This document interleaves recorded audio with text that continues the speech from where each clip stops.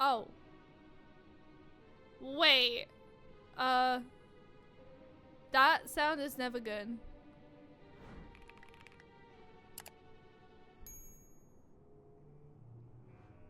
Our moonship pilot should be around here somewhere. Is that right? That music's never good. That music is never a good sign.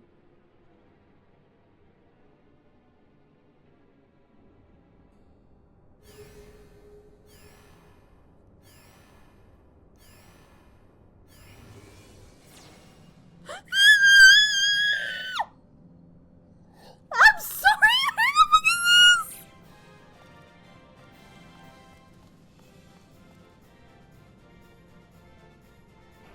Who the fuck is this? What the fuck?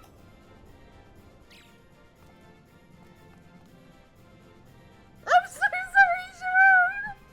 Guys, I'm so sorry! What the fuck? What the heck? Wait, they're so tiny! Wait!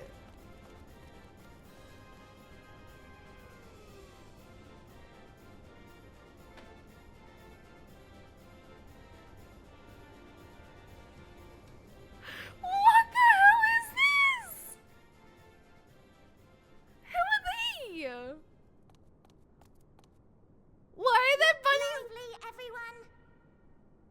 I know. This 1243rd inspection is a mite ahead of schedule, but it is of the utmost importance. Their For voice Zodiac, acting. alas, is no more. Their voice acting. As of now, our mighty moon has a new purpose: to bear the people of Etheris to safety. Our time is come, my friends.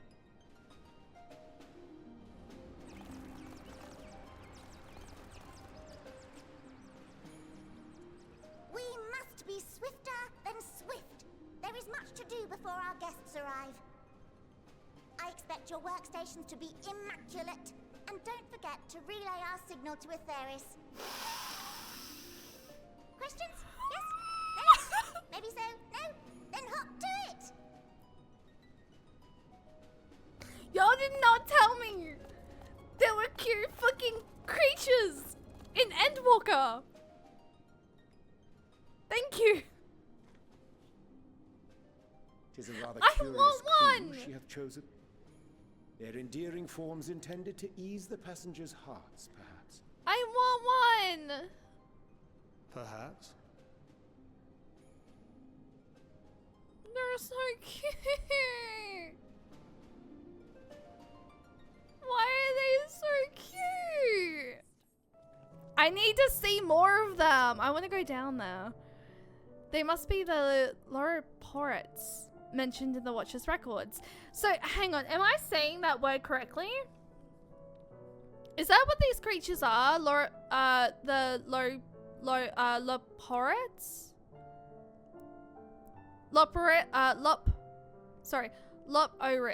Loporets. Loporets?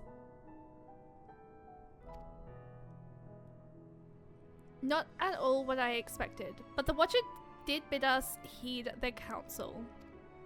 I assume the one who gave that rousing speech was their leader, though we might have to ask about in order to track them down. Come on then, let us be about it.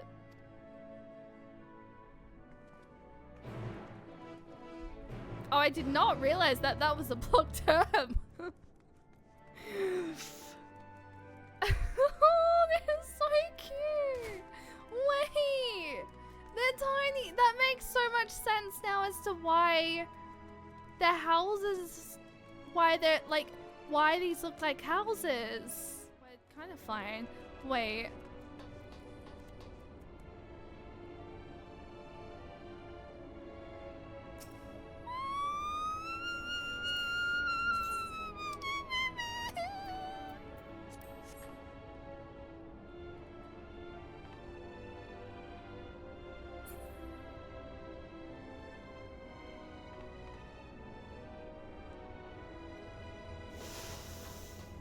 Endwalker is literally gonna be the death of me. I can't. I can't. I really am falling in love with Endwalker.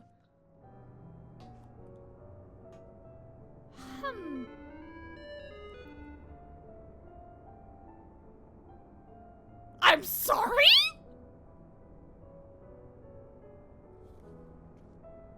I'm sorry, what the fuck was that? What was that?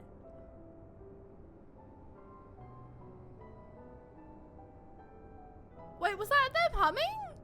That did not sound like humming.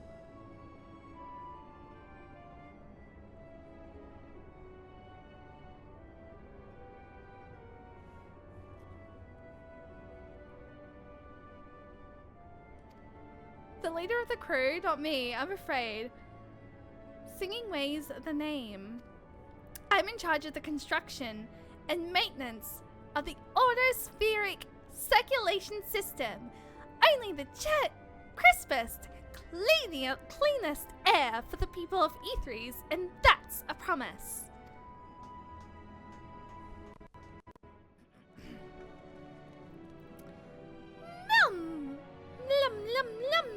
Leader? No. Wait, why? Lum.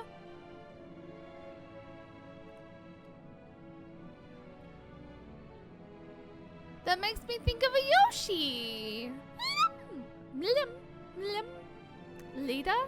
No. Sleeping Way. My job is... perhaps I'd better ask.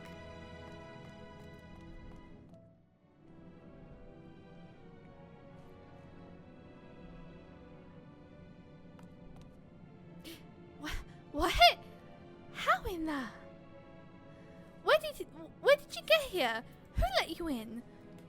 Why wasn't I told? Take me to your lead.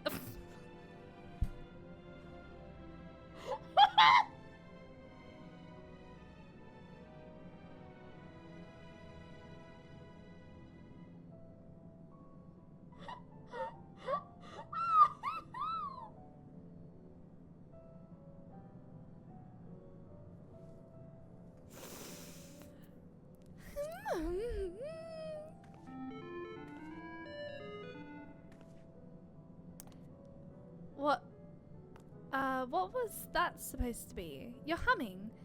If no one can even call it that, it's atrociously off key. It should sound more like this. Oh, wait, that is actually so cute. Okay, now it makes more sense. As leader of the Loriporites, I cannot allow substandard attempts at musically to go unremarked, even if you are a guest. But being the magnanimous sort that I am, I'll forgive you this once.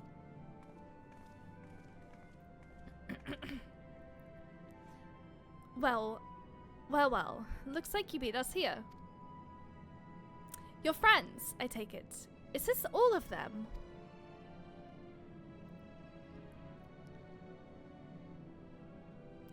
A group comprised entirely of children. What must their parents be thinking? This isn't a nursery after all, though perhaps we should build one. Or did we build one already? No matter. You needn't worry your pretty little heads. All will be well, I promise. But goodness me, we shouldn't be standing about gawping. I must take you to meet the others.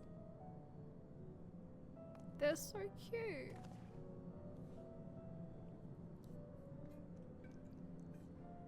If you could run back toward the entrance, you'll find a path that leads to the central platform on the upper floor.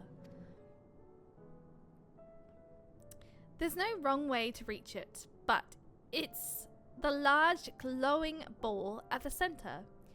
If you should find yourselves lost, I shall gather the ones I shall gather the others and meet you there. Right, of course. Introductions are in order.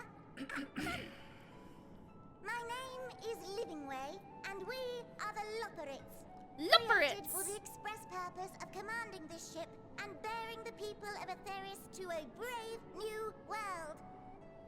Are they mice or are they bunnies? More specifically, I am the one whom she charged with the execution of her most vital plans. You might say I'm her right paw. Livingway's the name, map reader and navigator of the heavens. The bunnies? Okay.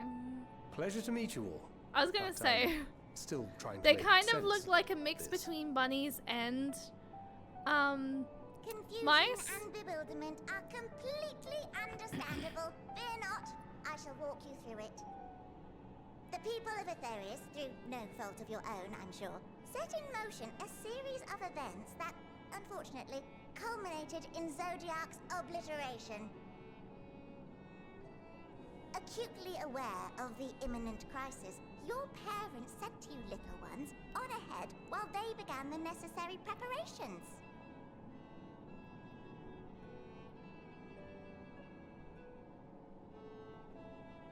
Still not following?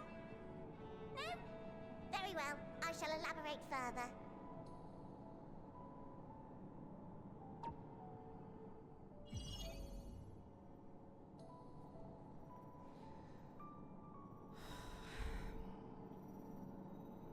Here, we have Etheris, your home, and the Etheris. moon, where we are now.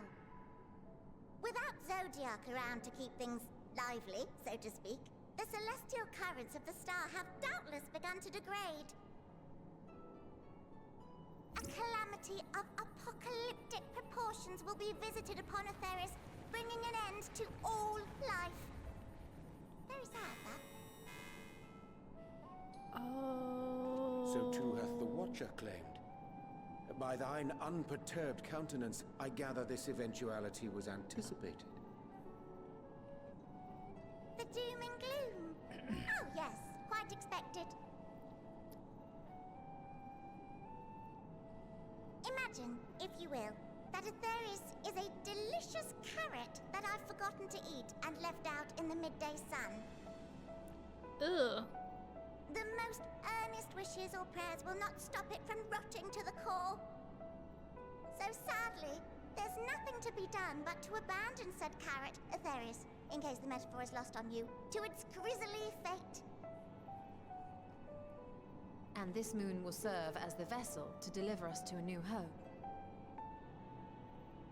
Just so!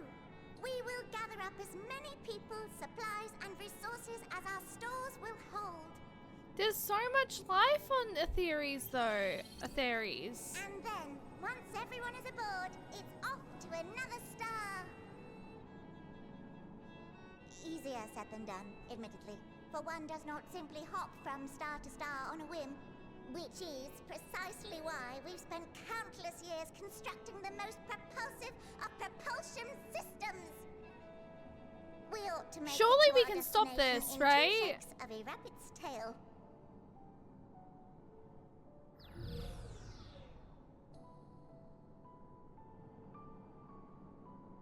Impressive technology. I dare say it is beyond anything we have ever seen.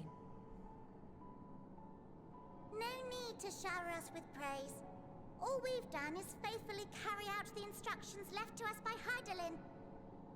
Back in the old days, when she was still just Venar, she was dedicated to the study of the world and its inner workings. And the Watcher, the real one, not the simulacrum you met, was one of her fellow researchers. We and this wondrous vessel masquerading as a moon are products of their knowledge and know-how. There's certainly more to you all than meets the eye. Might I ask where exactly you intend to take us? We identified a few promising candidates for resettlement some time ago, but we cannot guarantee that they are fit for habitation. Moreover, Moreover, the ship can only travel in short bursts. We intend to go down our list, hopping from star to star, until we find one suitable for resettlement. No need to worry, though. The vessel is being refurbished with accommodation for an extended stay as we speak. While we did have to rely upon outside help to determine what amenities were essential, I dare say we have risen to the challenge. Help? From who? Yeah, from who? From you and yours! Who else? Each time we woke to perform regularly scheduled maintenance, we were greeted by the resources you sent us. What better way to learn about preferences and proclivities of our present-day charges? Wait, we sent them resources? Ah, but you're still adorable little children. Perhaps your elders were responsible for the deliveries. I'm not sure what led you to conclude otherwise, but I can assure you that we are all grown men and women.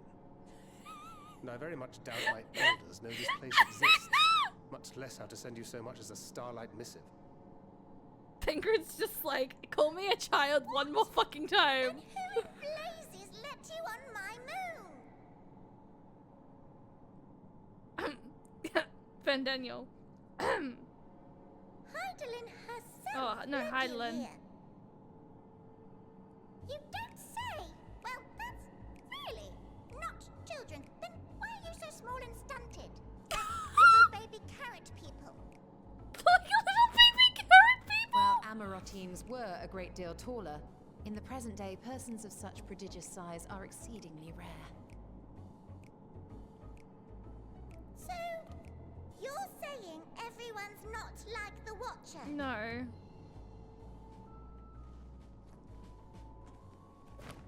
Oh, confound it all! Someone could have at least scribbled a note about your profound miniaturization. That tome in thy possession. Oh, this? One of the first books sent to us. A compendium of the people of Etheris, with a few blank pages at the back for minor corrections and updates as needed. The sum total of our knowledge of your kind is contained in these pages. I thought it was abridged and made small for our benefit, but this isn't a regular-sized book, is it?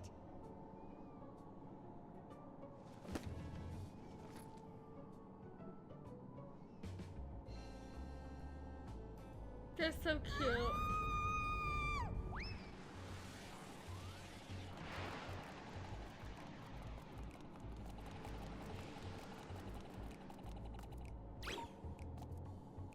Building way, can you hear me?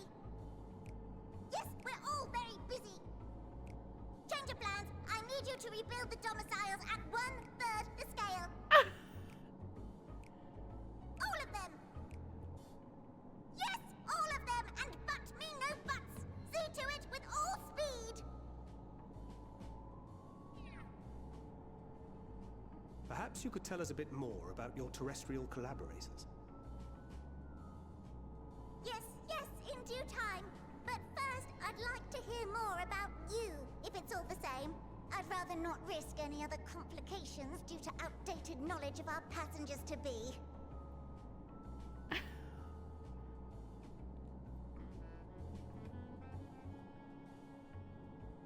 I don't know. I don't see it anymore, but like when I first did see them, like I did see like a resemblance of like both bunny and mice. But I can see more, like I think it's just the ears.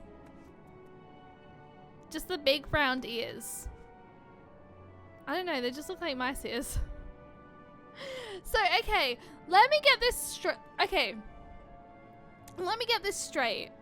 So basically, now that Zodiac's disappeared, the world go poof. Or the world's like rotting to the point where it's gonna go poof. And we have to now evacuate?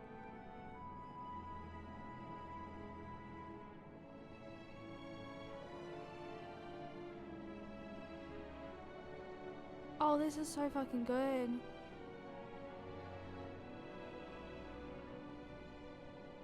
Pretty much. This is fucked up.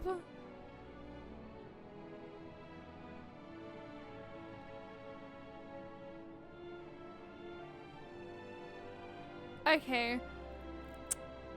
Part of me is back on the train where I'm like, why did I ever like Fandaniel? Why? Why did I ever like Fandaniel? With the final days fast approaching, Livingway is keen to complete her preparations. Right then, now that you're here, we need you to teach us all you can about your people and quickly.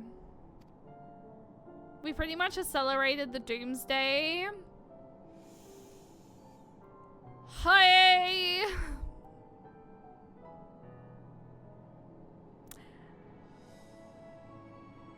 Now I understand why that fight was tough. Steady is what is causing, kittens are causing chaos. Steady is away. Oh, if you need to go look after the kittens, make sure you feel free to like luckies. It won't be long before the final days are upon us in all their terrible Gandor. So it is imperative that we be prepared to receive our passengers to be. If there is anything at all that may displease them, it must be addressed post haste. And address that we shall. Here at Best Ways Borrow, we have assembled everything required to offer our guests the best way forward. Ahem, we have produced myriad amenities we understand to be essential for day-to-day living, and I wish to hear your opinions on them. I'm sure you've all worked up an appetite, so why don't we start with foodstuffs? Meet me at the Caratorium, and we'll see about filling our bellies. Caratorium? I mean, you know what? A fitting name for it.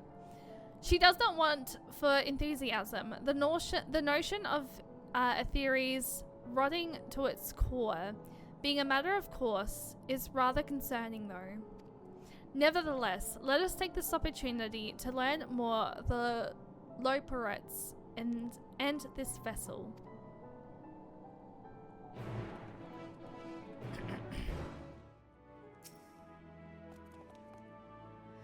Welcome to the Caratorium.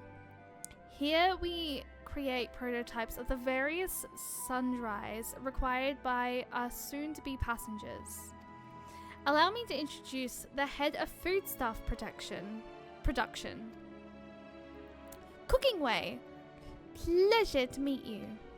Our work has involved no small amount of trial and error, but after many cycles of painstaking labor, I dare say we have created the finest cuisine our guests could ask for. I've learned all about the essential nutrients for a healthy and balanced diet. From the reference materials we received, why, I've practically worn the words from those invaluable pages. Naturally, we've also considered ease of growth and production. We will not want for ingredients. I must insist you to try some. We have fresh stock recently prepared on account of, well, because we just woke up and were all quite famished. Hop along the platforms here and you'll find the storage unit full to bursting with delectable delights. Help yourself to anything you like. I mean, they're bunnies, so like it makes sense that like it would be like all parted ways and stuff. But this is cute. I don't understand why there's enemies here though. You open the storage unit and find a rainbow colored assortment of carrots. Oh, it is literally all colorful. Which carrot will you choose? Is there a pink one?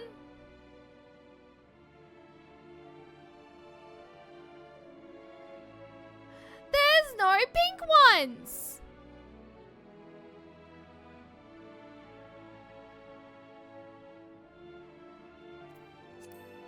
Hang on.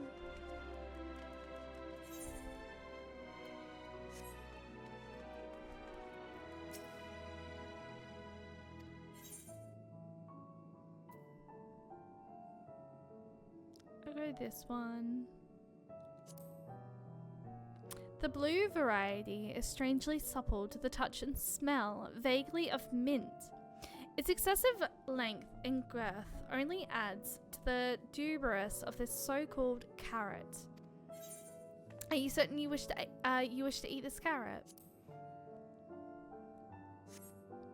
On second thought, you would like to simply take an obscurely large carrot for now. Due to its bizarre qualities, it would be prudent to ask Cooking Wag whether it is safe to eat first. So did any of our selections set your mouth watering?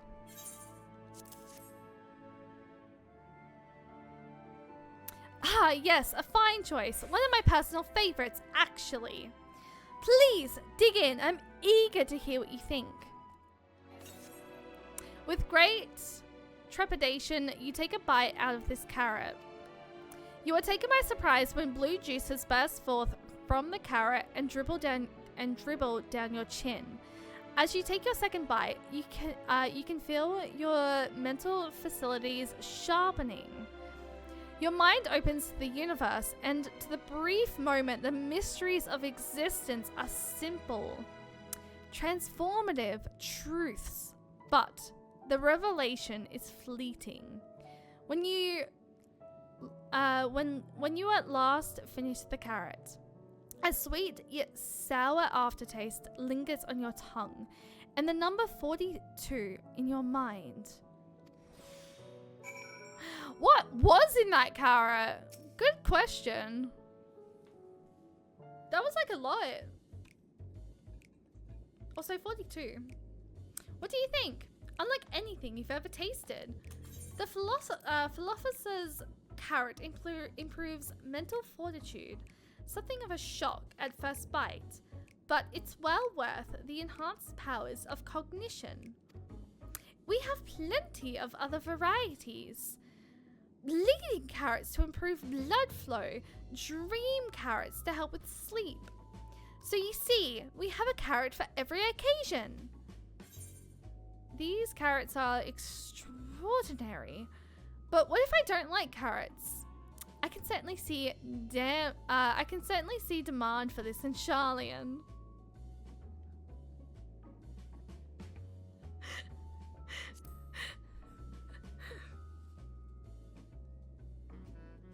Then why do you seem so disappointed?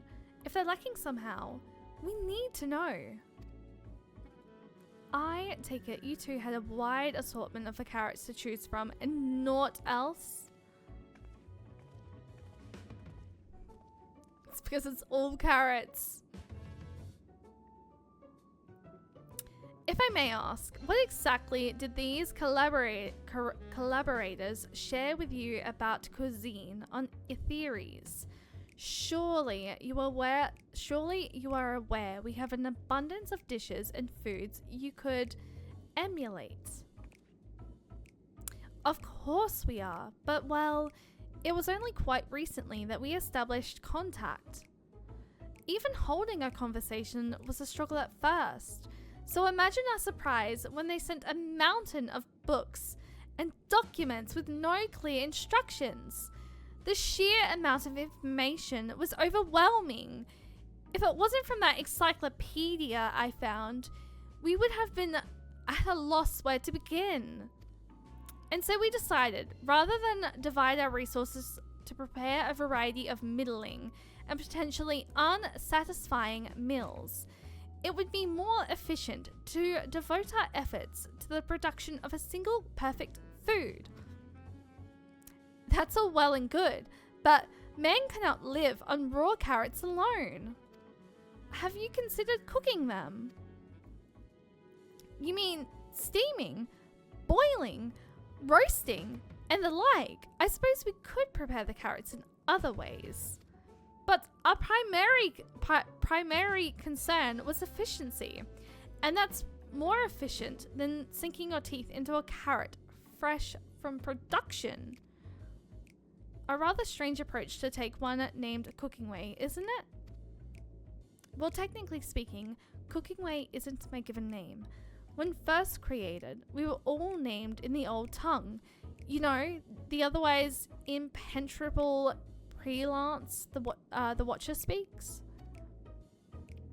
After we received a great tome of words, a dictionary that is, from our collaborators, we learned your language, adverbs, gerunds, present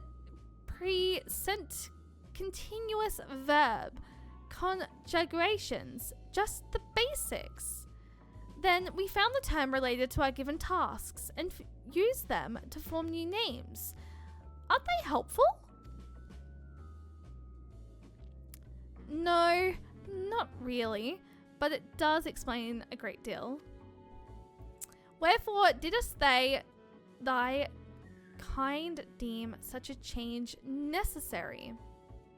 When the rest of your people arrive, we want to be certain they understand immediately what each of us does. You'd never be able to pronounce our original names anyway. I see.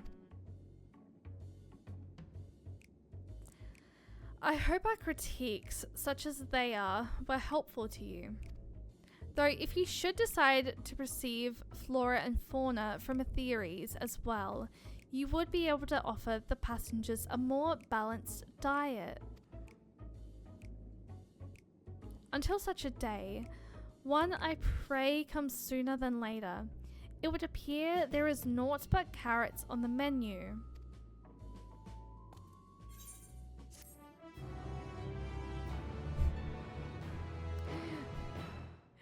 Livingway is eager to show you more of the moon's wonders. I think we've had our fill of carrots for now. Let's move on to other necessities, shall we? I think we've had our fill of carrots for now. Let's move on to another necessities, shall we? Our clothing production is sure to impress. This way! Oh my god, pray tell! How did they come to be? Here we are. The apparel production station. We've chosen to employ more traditional methods for this task. Creation magics. Heidelin, in her infinite wisdom, blessed us with the self-same affinity for magic. Her people possessed. We have other amazing talents, of course. And I know you're dying to hear about them. But I will regale you with the details another time. That said, we did run into a spot of trouble at first. Our magic alone was not sufficient to see our work done. In the end, we discovered crystallized ether was a wonderful catalyst that could provide us with the extra viz we needed. My, how resourceful. Ah, the sweet sound of recognition. You will also be impressed to hear we've read all about your habit of changing attire. Your habit of changing attire too much, your chosen profession. For the sake of efficiency, I presume, this also has been taken into account with our designs. But why take my word for it when you can simply try on our clothes? Make ourselves known to the workers, and they will see to the rest. Ah! It's you! One of the visitors from Etheres. Goodness me! Mapping Way wasn't kidding. You really are smaller than the Watcher. Oh, right! You're here to try on a set of clothes. Yes. What would you have me fashion for you today? An outfit that embodies my bloodlust. Something simple, yet functional. A fashionable and refined ensemble.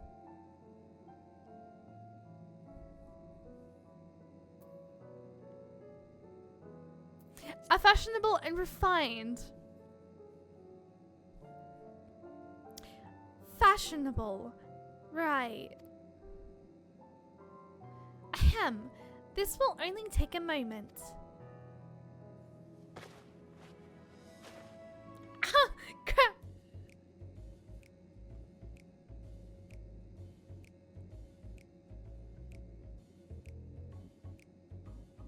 Oh, actually, okay. I thought it was gonna be like small, tiny clothing that like we're just gonna have to like hold to ourselves. We literally looked like the Watchers.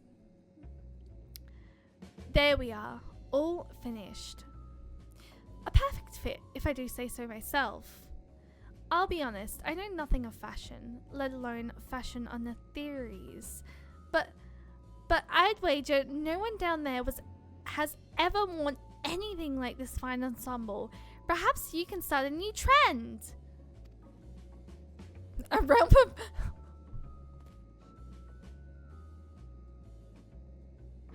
No way, I see it. I see it.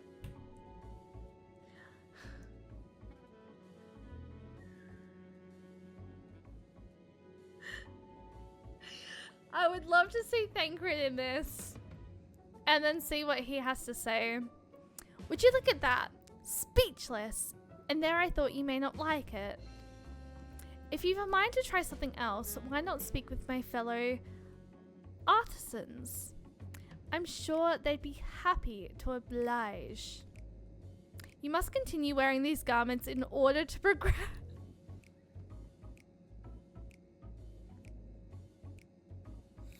Where's Thancred? You will change back to your normal garments if you've moved too far away. Look to your map for the garments changes area of effect. Speak with the restless Lopriet to restore or prolong the garment change.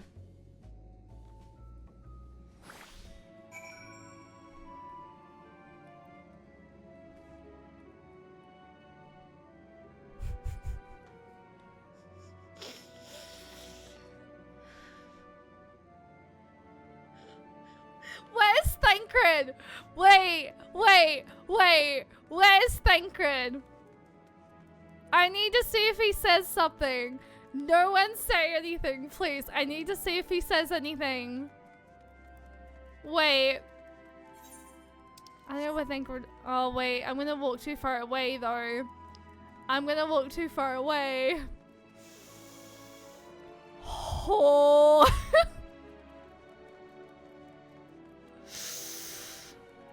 I don't know what Thancred would be, but I literally... Such devastation! Shitty clothes and no design sense.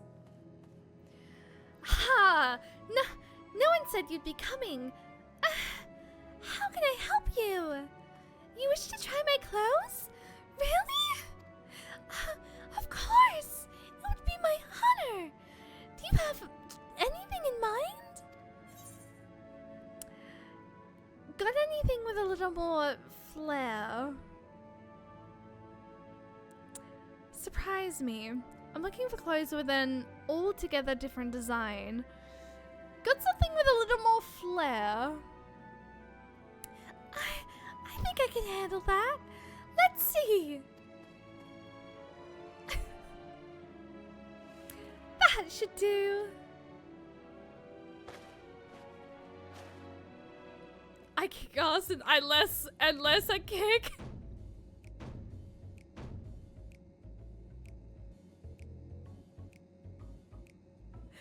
Oh, this did not get better.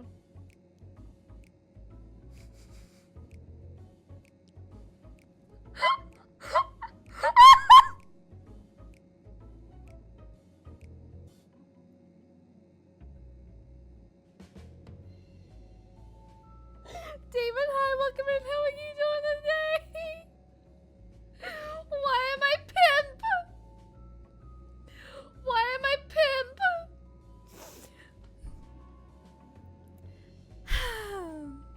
Pimp Daddy Shay!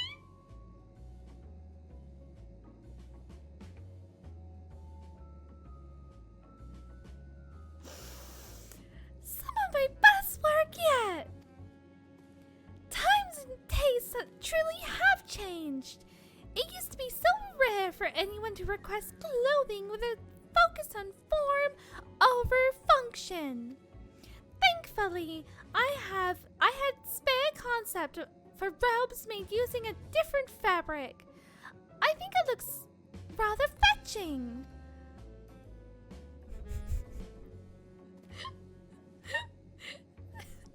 Even the stretch. Just need the calm out. I don't have the calm out. I was worried how the concept would turn out when put to the proof, but it looks stunning on you. Will you go and show Living Way? I'm sure she's eager to see what we've come up with. You must continue wearing these garments in order to progress.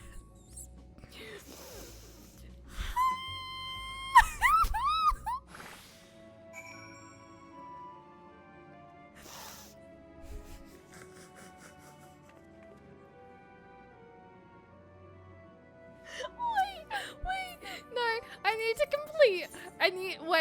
Wait. Where is it? Where is it?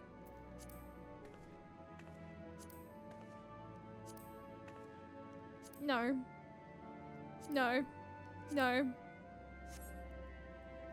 Yes.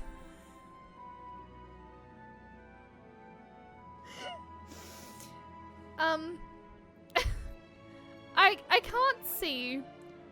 I fear I cannot see. I don't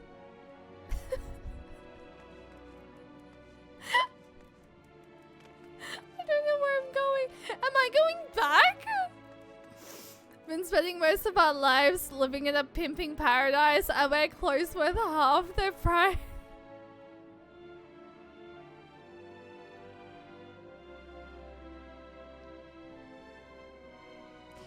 I have to give it to them though, they're so cute. They are actually adorable. But I fear they have not studied anyone on Aetheri's properly. That's your name? I just got it. Wait, what's my name? Wait. Pimp Bunnies!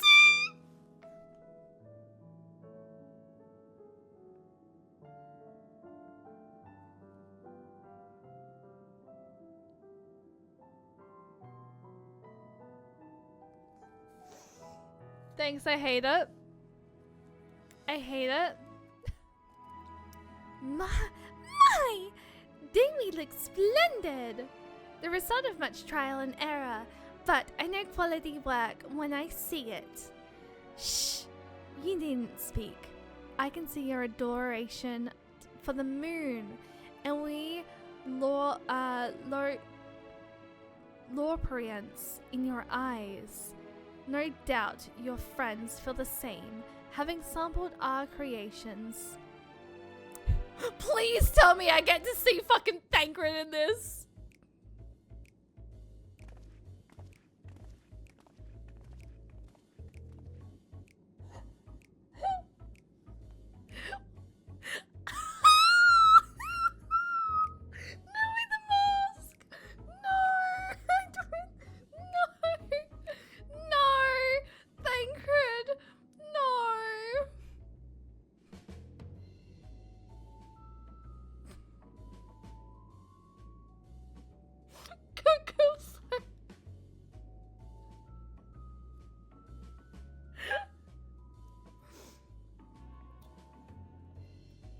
I'm getting flashbacks with the mask though. Sure, sorry to have kept you waiting. They insisted we sample all their concepts ere we returned. I like the fact your Stolas is pink though. Verily, 'tis an ensemble most becoming. The mask. I can't.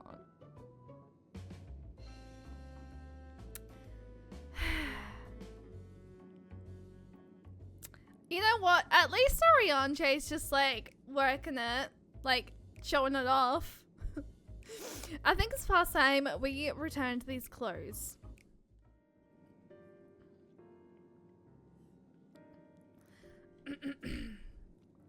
I was so confident our garments would meet with your approval. Whatever are we doing wrong? The Watcher taught us that in this time, everyone wore the same robes. To do otherwise was against social etiquette. We thought we could appeal to modern taste by tailoring the robes to specific professions, but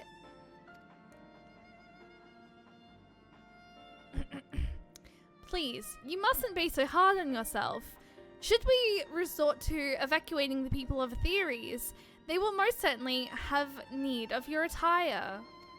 'Tis clear you spared no effort in addressing our needs, but you must understand that we are not quite so humongous. Speaking for myself, what I wear now better suits my taste, even if it is of inferior make. But there are others whose choices may be influenced by traditions or personal experience. Rather than make assumptions for the whole, you must consider the individual and their potential preferences. Shame go.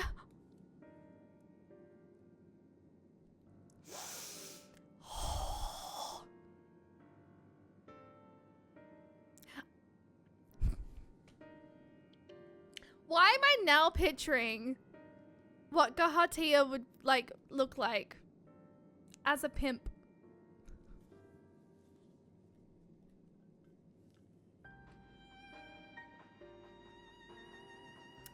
God fucking damn it! Why? Why can't I have pimp Gahatia? I fear we've underestimated the complexity and diversity of your people. Even if you'd memorized every tome we received, I doubt we'd have fared much better. Maybe we're doing you a disservice trying to shower you with our bubbles and fibbery, thinking it was for your benefit when you'd be better off on your own. Told you he's obsessed with his books. Why can't he be obsessed with WoW right now? No, I'm kidding. There are some who might agree. People who prefer to keep others at arm's length, even when they know they shouldn't. As one such former fool, I'd like to ask you a question. 'Tis plain to evacuate and escape the final days. Did it account for the reflections of the source as well?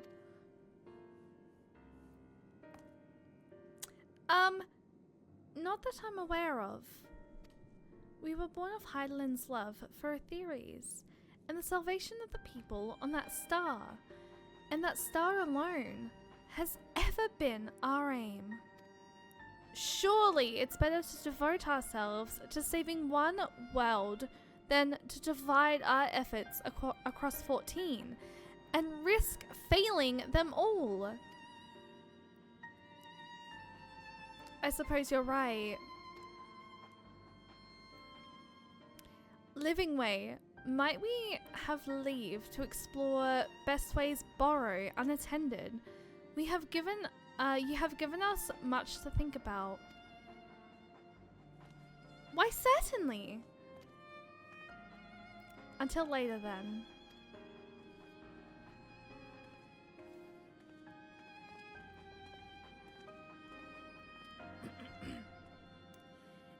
I may, I should like to accompany thee a while longer. Really? I mean, you're more than welcome to. There was actually something I wish to speak with you about. Let's be off then, shall we? I do have to give it to them. They are trying. Ooh.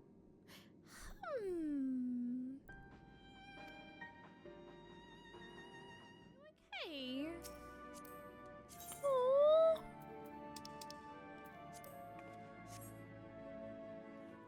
Heh.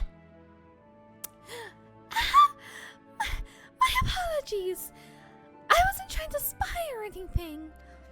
Everyone's been talking about the visitors come from Ffxiv, and I wanted to see what all the fuss was about. I was excited at first, but now I'm worried. What if the people of the Ffxiv refuse to come? What if we can't save them? It's clear we've made a mess of things. Oh, but wait! You still haven't visited the Dosibles. Once you see them, you'll understand how wonderful the moon truly is. I'm sure of it. I'll be waiting for you by the teleporter near the entrance. Oh, and the name's Growing Way, by the way. See you soon. You're here. You're really here. Thank you. Thank you so much. Sorry. What should I call you? Cheyenne Nicole. Crikey. Even your names are amazing. Well, we'll be using the teleporter to enter the residential area. Whenever you're ready.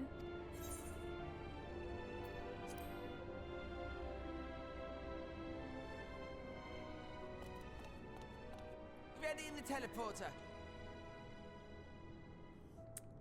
Oh, okay. His voice is deeper. Well, that's embarrassing. This whole time, I was doing a very deep voice. I was doing a very high voice. Only to know that his voice is deeper. Well, its voice is deeper.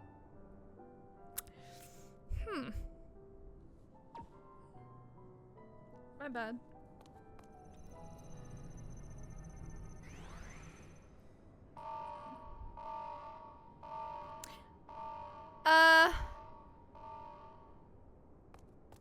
What have you done? Huh? Access to living quarters restricted due to reconstruction. Then where is it? Oh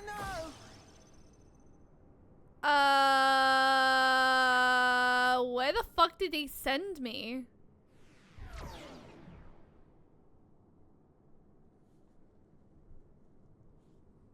A private audience, as thou didst request, for reasons I know not. Wait, does it sound familiar? Wait.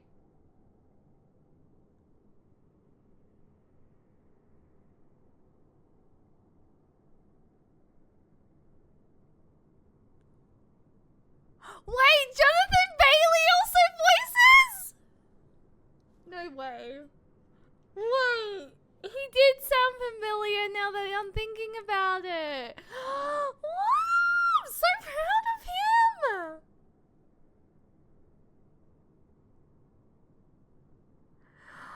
Oh my god, I'm so proud of him. Jonathan Bailey, we love you. I am concerned. What's going on here?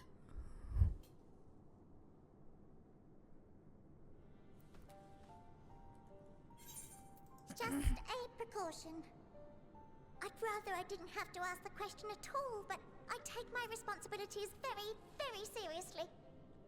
Very, very seriously. Do you and your friends, by any chance, find our accommodation wanting? Be honest, brutally even. It would be ungracious of me to belittle the efforts of thee and thine. Lovely sentiment, really. But the disappointment is writ plain on your comrades' faces.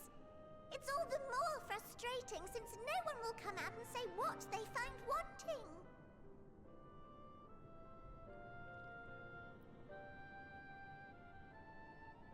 If there are faults in our work, we need to know. We can, we will do better. But time is not on our side. The final days will wait for no one. If your people are to be saved, we must take quick and decisive action.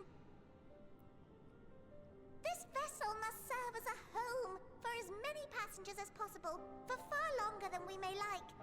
Which brings me to my request. Our collaborators on Atheris are doing what they can to prepare for the voyage. Would you be willing to go and lend them a hand?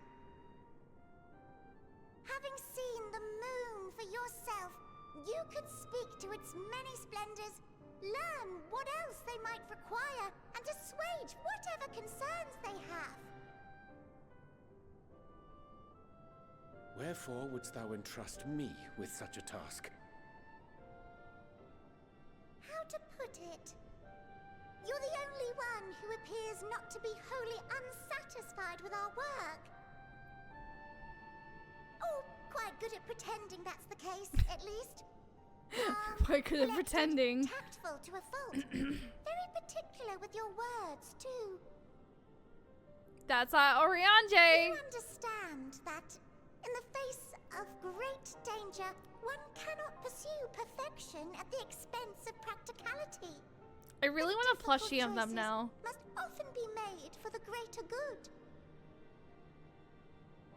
Question, where can you get plushies of them?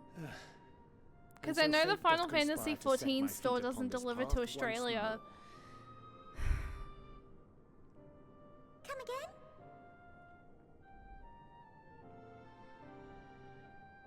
again? Idle musings. 'Tis no trifle thou dost ask. Yet full well do I understand the urgency and necessity.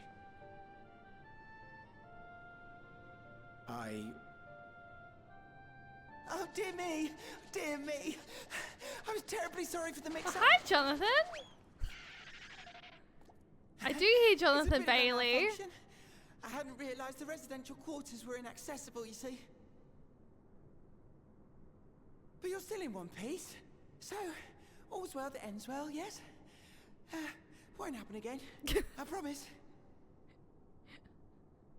This is more reason to love Jonathan Bailey, guys. He's so diverse.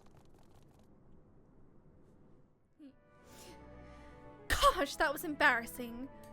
I promise to be more careful from now on.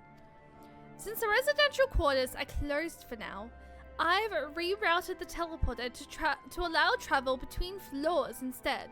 Hopefully it proves useful in the meantime. A shame you couldn't see it though. You really would have liked it.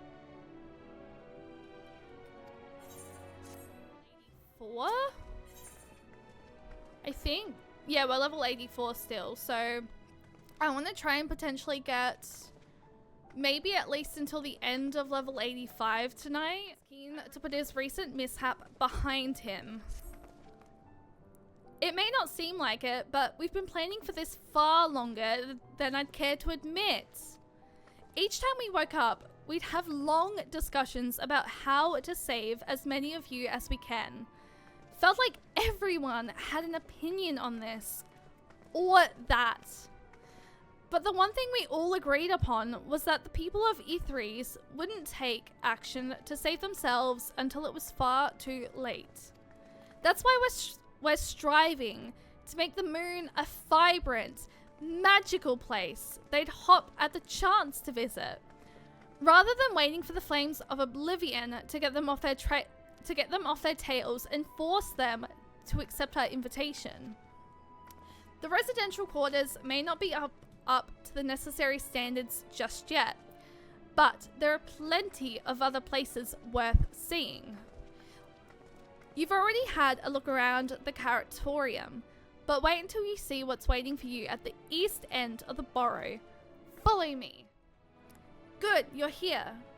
Though, through this door is Greatest End's Vale. It was named as such because it's the veil to end all veils. Beautiful forest you'll ever see. We understand the people of E3s enjoy taking leisurely walks through natural spaces and the like, so I'm sure you'll enjoy it. How about we start with a nice stroll to the fountain this way? So, what do you think of the forest? Isn't it positively pleasant? Simply sublime. I couldn't see the forest or the trees. I don't see any. Wait, you don't mean those crystals out there? 'Tis as transcendent as burrowing your face in a chocobo's plumage and taking a good long whiff. Forest, all the trees. I didn't see any. Wait. Right you are. Our forest is made of crystals and constructs, dotting the landscape as far as the eye can see. Building this place was a challenge. Let me tell you, since we were born here, we've never seen trees in person before, let alone a forest. The information sent by our collaborators was quite enlightening, but after much deliberation, we decided to use crystalline constructs in place of living trees. And thanks to our autospheric circulation system, this place produces air as clean as that you'd find in a forest on E3s. And the fountain here behind us, powered by the rather large crystal adorning its top, plays a vital role in supplying us with fresh water.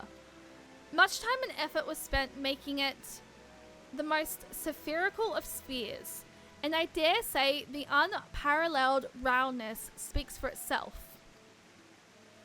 I enjoy nothing more than a nice long stretch and a spot of relaxation. Whenever I come up here, you look like you could do with a stretch yourself. That's the spirit. I feel more relaxed simply watching you. A slight worth the many years spent building this place. If it's not too much to ask, it's always been a dream of mine to take a walk through this forest with someone from E3s. Could we maybe...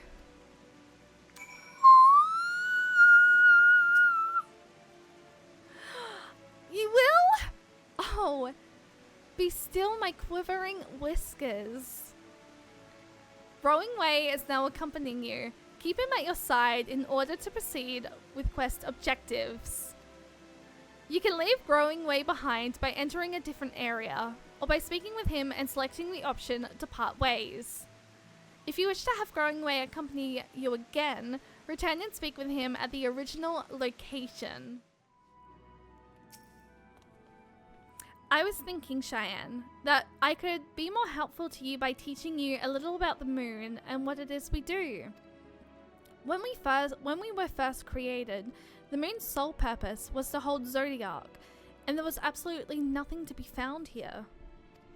Eventually, Heidelin gave us our first task: furnish the moon with propulsion systems capable of facilitating travel to other stars. It sounds impressive, and I suppose in some respect it is, but it was only possible thanks to all the knowledge Heidelin shared with us. We also had a lot of time to get it done. 6,000 years, give or take. That is actually a lot of time. But anyway, let's keep going. Staying alive. Staying alive. Ask if you can...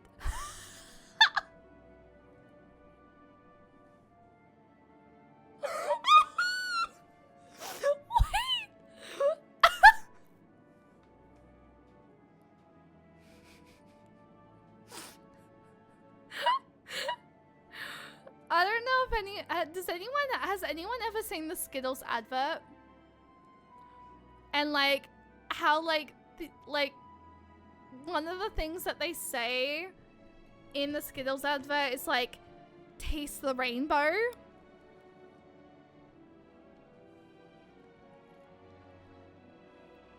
I need someone to make that a meme, please. Make that a meme, post it in the Discord and tag me, please. What? No, no, I'm not sure what it is with you, what it is you do with crystals on the theories, but we do not eat them, and certainly not this one. It's possessed of all 6 elements: wind, lightning, fire, earth, ice, and water. We use crystals like these to maintain the moon's elemental equilibrium. Correct me on pronunciations, please. Crafters eat crystals. It's worth mentioning, though, that because of Heidelin's influence, being the embodiment of tranquility and stasis and all, manipulating the elements here is different than it might be on the theories. And conjuring a fire would sooner dry your clothes than singe them. For example, put simply, the etheric conditions are ill-suited to growth, which is why the surface is mostly barren. Equilibrium.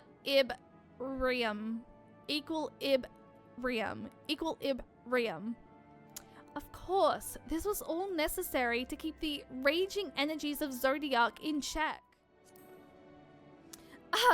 Nothing like a relaxing stroll to forget one's worries, eh? This may come as a surprise, but we didn't begin building the habitable areas until after the proper illusion systems were ready. Considering how long it took, I wish we'd started sooner. Who would have thought we'd need 4,000 years to make all of this? It certainly wasn't work you dare rush, either. We had to create infrastructure and countless supporting systems, some of which wouldn't be operational until hundreds of years later. And then there was this brief period where our productivity came to a screeching halt. When that bizarre red satellite was sent up from Atheres, the Allegan's mischief, I think. We thought maybe some new nefarious actor was colluding with Zodiac. All we could do was stand by and brace ourselves for the worst.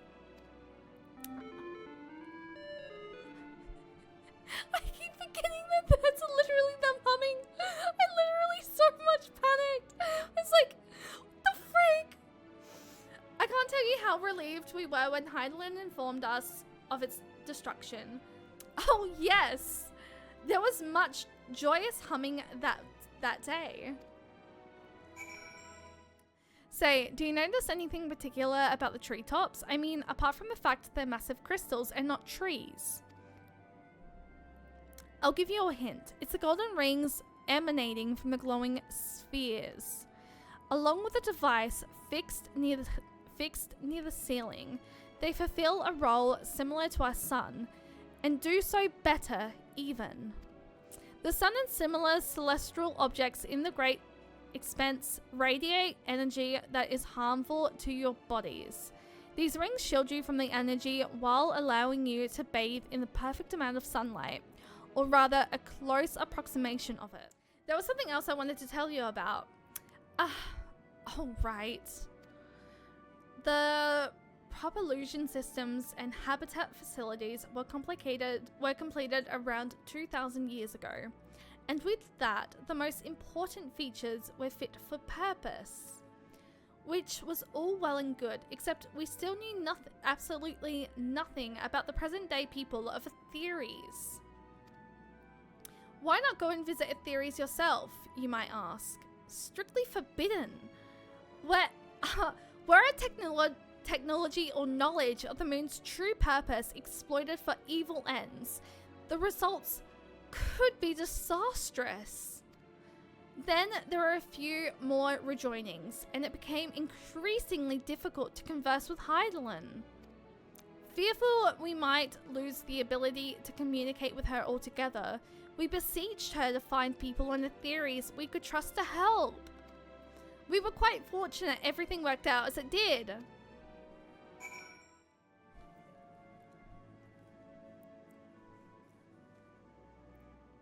Slevlin, hi, welcome in. With the exception of routine inspections and maintenance, we remained asleep and waited, hopeful Heidelin would find someone who would help us. Eventually she did, and though her power was waning, we were able to speak to them directly for a short while.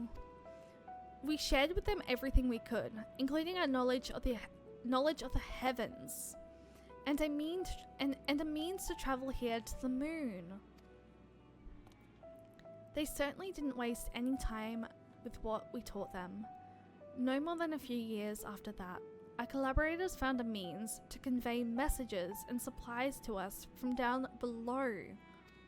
With all the letters, books, and other resources they sent, we learned enough to start making more meaningful changes to the moon. And now you're here, hopefully enjoying yourself as much as I am.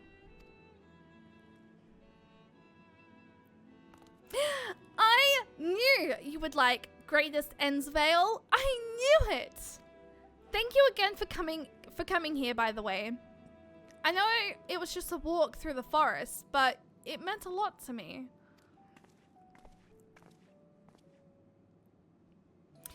There you are. I take it you've already received the grand tour? A shame we missed one. I take it you've already received the grand tour. A shame we missed it. Growing Way. I've been looking all over for you.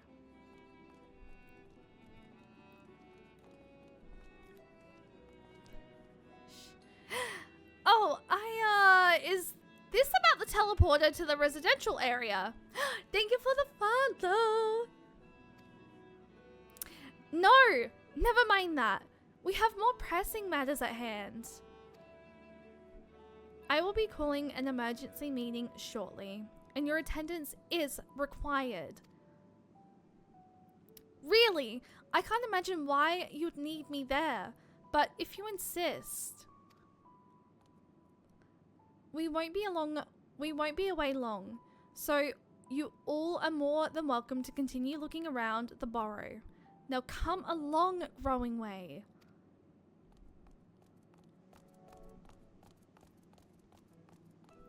Before we arrived, you seemed to be in the midst of a rousing conversation with your guide. Did you learn anything of import?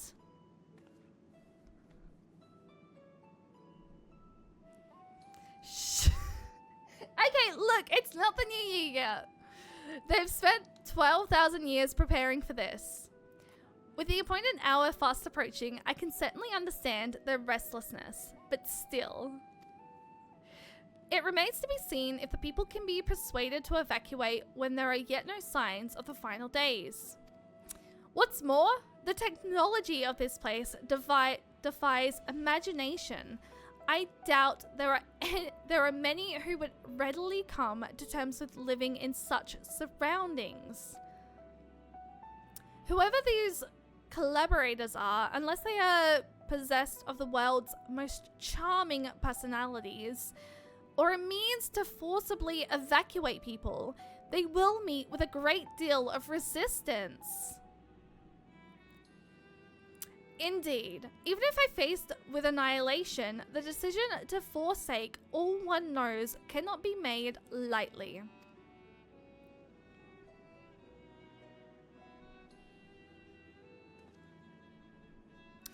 Forgive me, friends, but I must beg your leave. There is another matter which yet begs for my attention. Of course, we can accompany you if you like. Nay, that will not be necessary, if you will excuse me. This is about what This is about what the leader of the Loripritz was like asking him yesterday. Yesterday was to talk. Was to go talk to the collaborators, I think. 'Tis clear now that difficult decisions lie ahead of us. Preparation for the evacuation of Etheres is indeed crucial, but I am not yet willing to forsake our world and its reflections. And I trust I am not alone in my reticence. Reticence?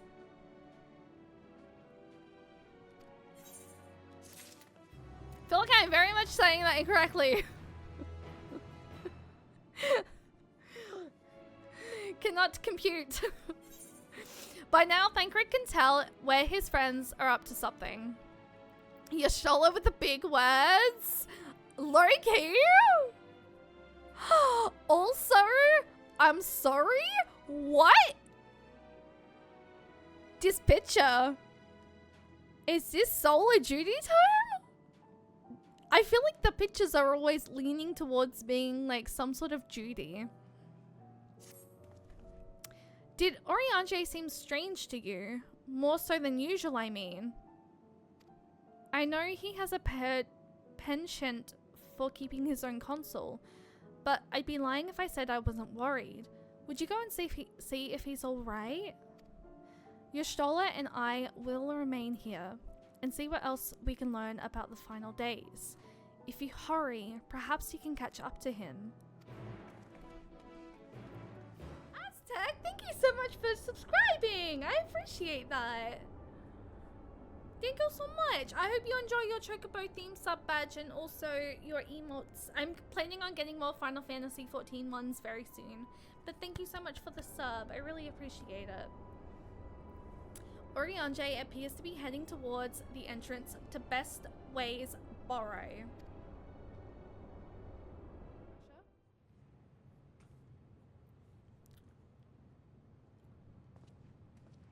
Where are we heading, Urianger?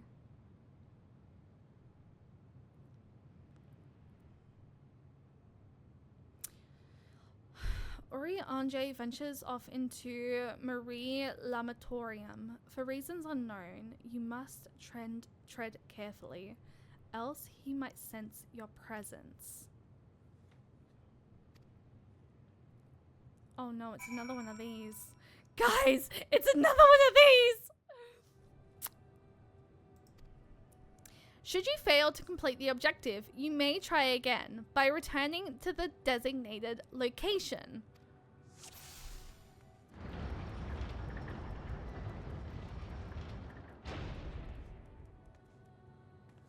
Okay, I remember that like the yellow is like he can sense me behind him.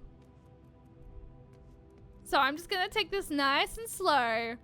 We're just gonna walk it until I like feel like I'm like getting too far behind. Huh! I'm not following.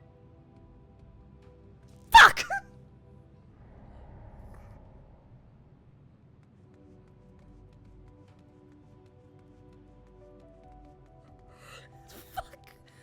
Fuck.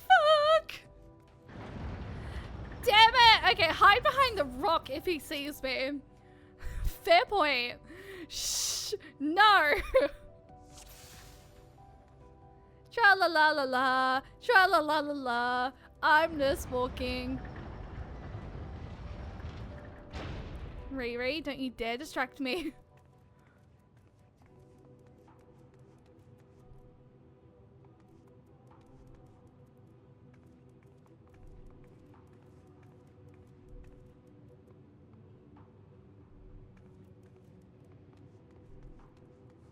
You do not see me!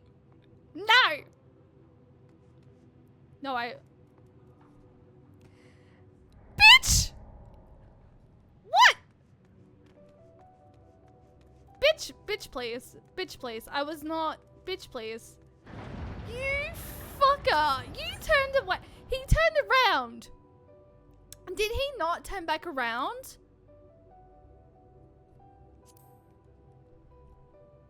I swear to God, he turned back around. stealth, okay? I'm just gonna walk it. I don't need to run. We just need to walk.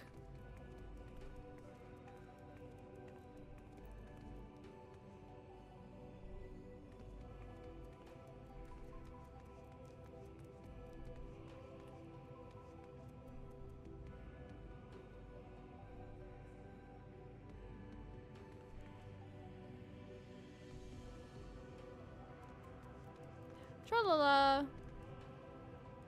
Tra-la-la. Oh no, oh no, oh no. I'm falling too far behind. Eek!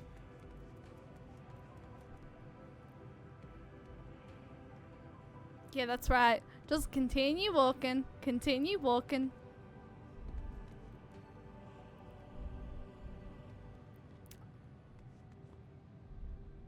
No one's here. No one's here. No one's here. No one's here. No one's here. Back away. Just keep walking, Orion. Oh no, he's running. He's running. He's running. He's running, guys. Ah! No! Ah!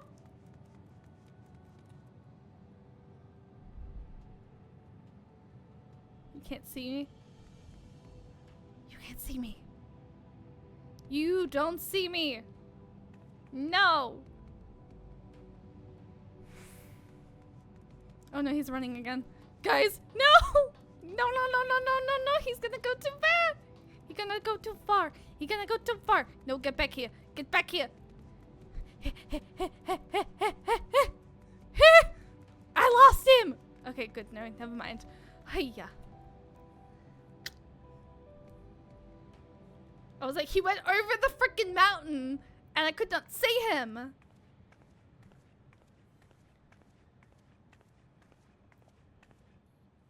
Urianger, are you okay?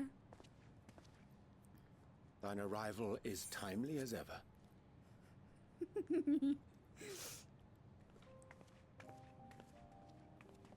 know I'm always gonna. You know I always care. Chance to overhear my conversation with Living Way, I presume. I did. I had a feeling this was about this. 'Twas not mine intent to move in shadow. Nevertheless, I have been asked to do that and more yet again. Is it so plain that these strangers could intuit it at a glance? My capacity for silence and secrecy and duplicity. And Grahatir did contrive to deliver the first at the price of his own life. I was complicit in the scheme. A sacrifice averted for a mercy.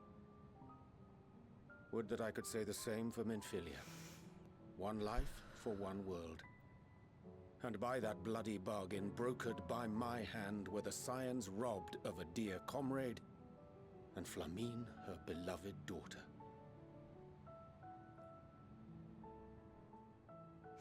Two souls, whose selflessness was beyond measure, whose resolve was unshakable. They would not be moved even had I thought to protest. But protest I did not. Far from it. I pushed them forward. No effort did I make to seek out alternatives, ones that would not demand such terrible costs. That resignation weigheth heavy on my mind, as does the memory of another lost to mine inaction. Dearest Moonbringer, who did face death unflinching, that we might secure a means to bring low the Ascians. Can we give Urianger a hug? I did naught. Dutiful disciple of Louisoix, ever looking to the greater good. Had I shut mine eyes and bid her live instead, mayhap she would be with us today.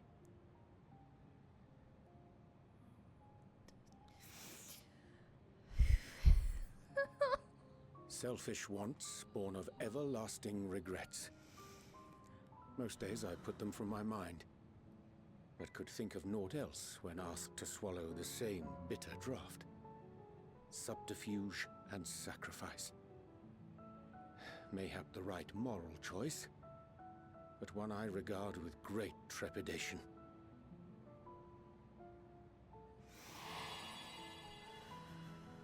The calamity of Amarot was a tragedy beyond reckoning, one which must never again come to pass.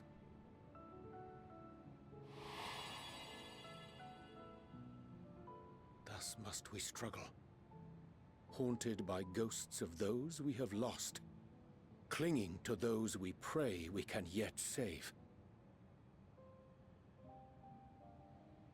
But what of those we cannot? How do we make peace with the dreadful algebra of necessity?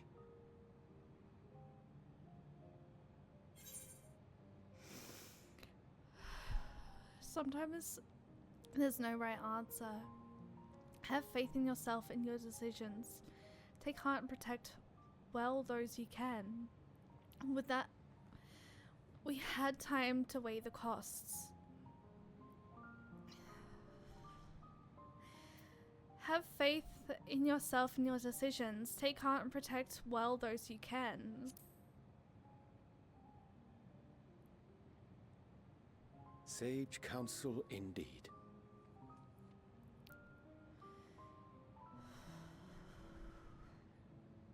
I see. Wisdom as befits a great worm.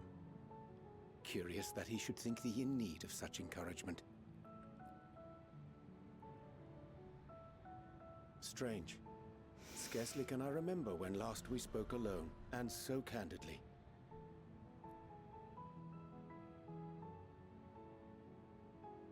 I thank thee. For all my supposed skill with words, I find it difficult to express such private thoughts. As for This the was Lockerick's such a wholesome proposition, I will moment. take time and consider how to I have respond. tears down my eyes. 'Twould be to our mutual benefit if we could converse more openly with our aspiring caretakers. I love A urianger. concern I should be glad to address on the Scion's behalf. To dispense with all pretense and bare one's heart to another is a frightening thing indeed. But we cannot move forward ere we take that bold first step. A lesson I have learned many times before. And today.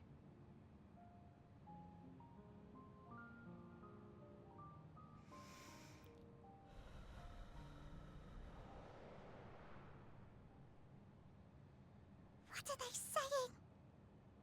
Curse these ears! I've heard bugger all! So they're the ones eavesdropping? No matter.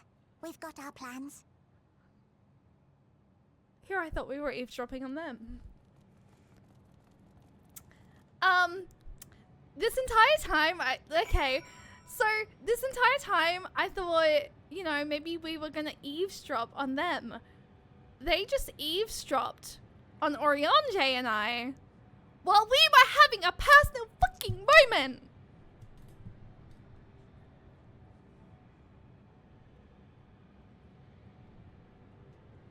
And what do they mean by we have our plans?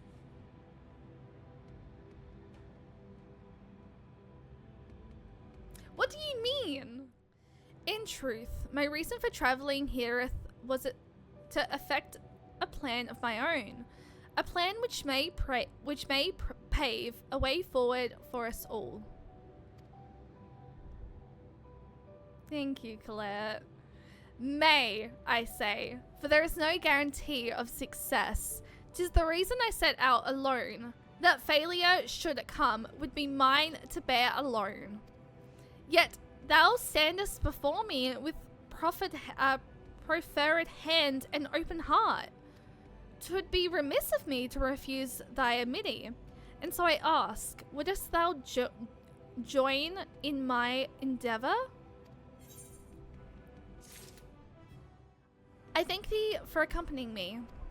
'Tis a simple plan, in truth. We shall not be long away from Bestway's Burrow.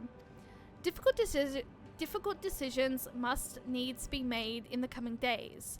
But I nevertheless believe we are all of one mind in our desire to save the people of Ffxiv. And to make clear our resolve to the Lorporites, I would offer them a gift. But its making doth require a most singular ingredient. No, yes, this is the game music, but I wanted to hear the freaking moon music and not the mount music. Ah, an abundance of spungo? Excellent. I chanced to spy this aggression when crossing Zodiac's erstwhile prison. Using a spell taught to me by the Nora Moore, I believe these shall suffice for the gift I would fashion. The magitech requireth considerable concentration, however. Might I prevail upon thee to stand watch whilst I perform the incantation? The incantation? Where am I standing watch? Ah, time to fight some things, I assume. Yes. That is a strong attack. Yeah, bitch, I think not. Goodbye. Oh, never mind. More. Get your butts away from here. Not in mine. What are you talking about? Yeah, that's what I thought. Oh no, there's another one. Ah! Oh, speaking of pets, actually, my housemate's getting a puppy. So, literally, I may end up getting very distracted by puppy vibes very soon. She's very much in the new year gonna get a puppy. Was that all? No! You fuckers. Damn it. Surveying the nearby area, you see no sign of potential threats. This would be a good opportunity to see how urianger is faring.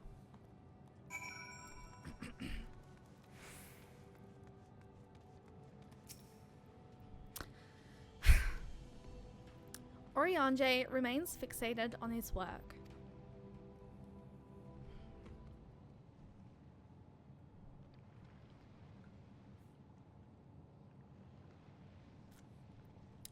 There, 'tis done.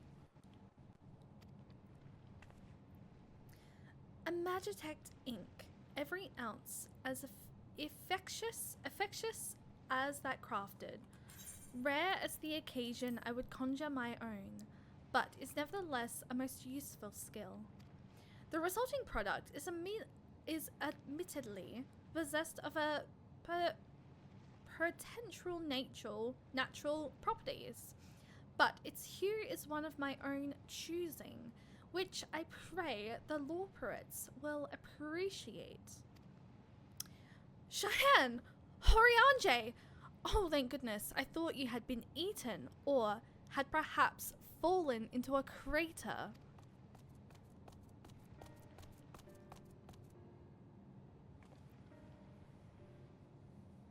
Your Stola has been looking all over for you, Cheyenne. She says she needs to speak with you about something most urgent, dire even. She was also quite clear that she wishes to speak with Cheyenne alone, which means I'm afraid you must stay behind, urianger.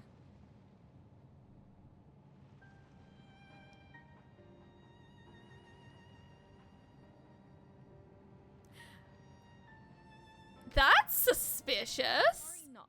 It just so happens we need your help with an errand, delivering a package from the Watcher's palace to Best Ways Borrow. It's quite large and heavy, perhaps even too heavy for we poor Lorporites, and we would be ever so grateful if you could lend us a hand. Well, I suppose I should be going then. How about an extra pair of pants before I go and meet with your Stola?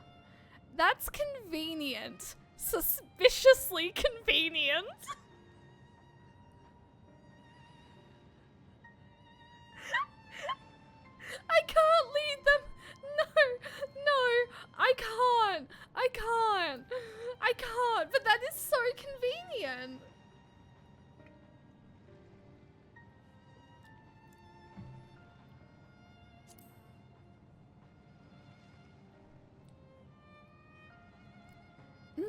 No, that won't be necessary. Urianger's help should help more than suffice. And I'm sure you don't want to risk getting on Ystola's bad side by keeping her waiting. She seems prickly. Now off with you. Worry not, Cheyenne. I shan't be long.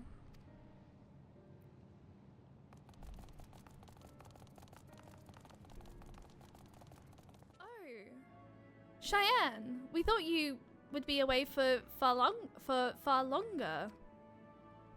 Yeah, I was kind of like thing. A dire emergency. I said no such thing. I fucking knew it!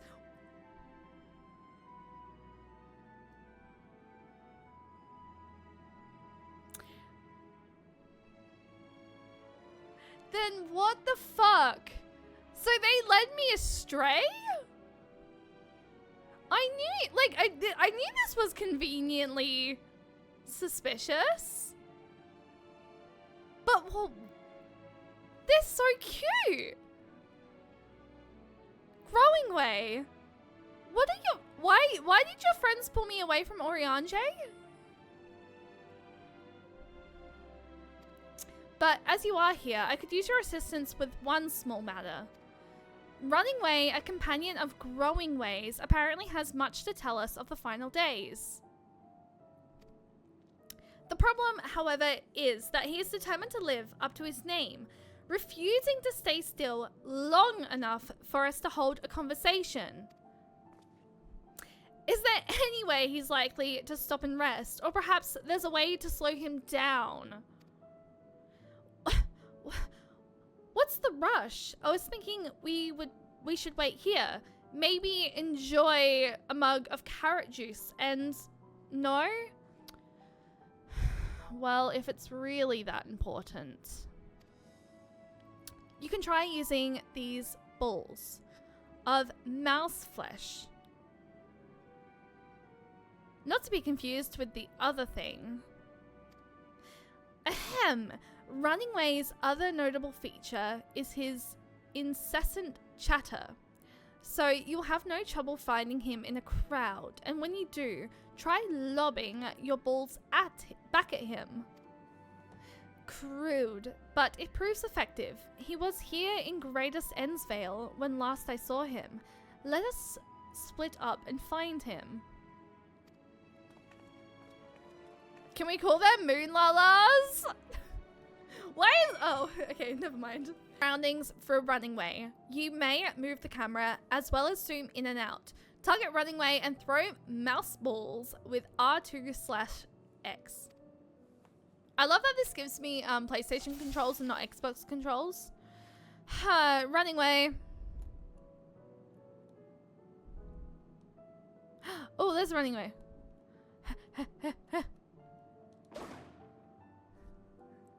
Yeah! Unassuming Laura print. What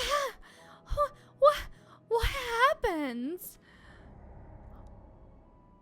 Wait, he was running though! Wait! No, wait, he was running. No, wait, he was running.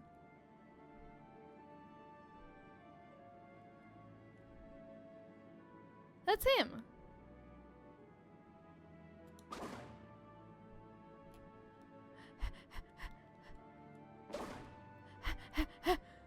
No, I missed him. No! Running Way! Do not hit the unassuming Laura Prince. Where you at, Running Way? Where you at? Where you at? I hit the freaking one that was running though. That's the thing. Okay, wait. No, they're walking. Okay, never mind. Those ones are walking. Get back here! Get back here! No! Frick you! Stop running! The fuck am I meant to see? Like, get him. Okay, he's walking. Okay, that one's walking. I'm annoyed that I hit the freaking unassuming one. Running Way. get your fucking butt back here, bitch. Not really. You're not a bitch. I'm just like, you know what? You're causing me strife! No! Running away! Frick. I did not mean the B word either. I'm just like, I'm stressed. He's like, not.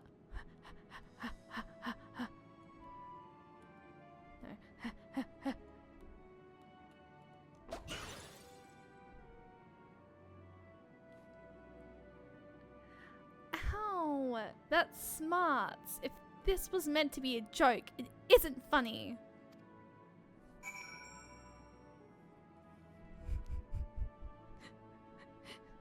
Finally, I hit him! Freaking running away from me.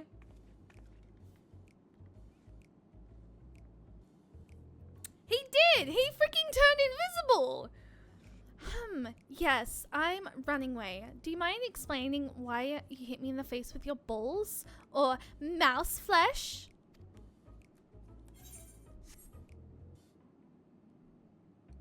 I'm highly knowledgeable about the final days.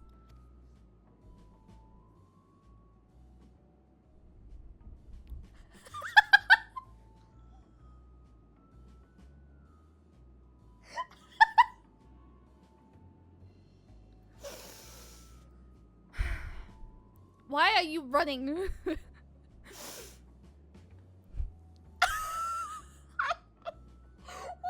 just realized when you said OMG? Without context. Without context, that is actually funny. And very concerning. Huh? That's the most ridiculous thing I've heard since I woke up. Who told you that joke? As we've got time to look into the final days when there's so much to do before the great voyage. It's true that Hydaelyn did impart to us some knowledge of the event, but I know about as much as any other Loriprit around here, less probably. I don't know why anyone would think it's funny to go around telling people I'm an expert, but they better hope I don't get my paws on them. Sorry I couldn't be of more help, but if there's nothing else, I've got work to do. And I'm off. Why do I feel like this was a freaking wild goose chase? No comment. No comment. I can find neither hide nor hair of him. How did you fare? I found him, but then he was like, I know as much as anyone else. So he knows no more than others. Growing Way. Can you care to explain yourself, Growing Way? Oh, well, you see, I misremembered. Yes, that's it. I misremembered. Terribly sorry about that. Afraid I'm drawing a blank though. Try as I might, I can't remember who I was thinking of. On an unrelated note, what of urianger? I assume you spoke with him earlier, but did he say when he'll be returning?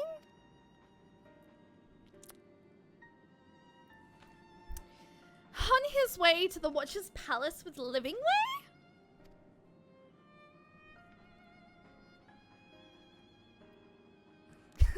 Between Growing Way's sudden lapse of memory and our lack of other leads, maybe our time would be better spent lending urianger a hand. What? Now, hold on a moment. It's all coming back to me. Yes, I remember. Growing Way, care to explain yourself, please? Why are you trying to keep us from going to urianger?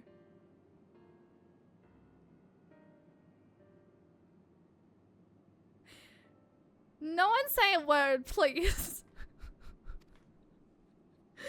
The information you're looking for is in the archives. Yes. That's where you'll find all sorts of useful knowledge, including that pertaining to the final days.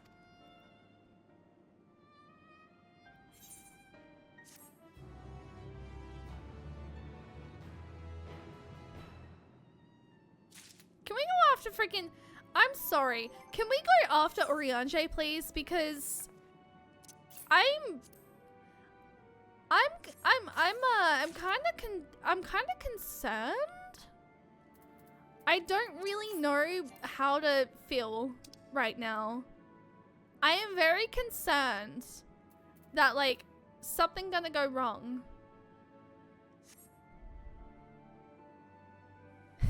If I were growing way, I too would hold you guys back. Dad Crit, Cat Mommy, and Shay all in one room.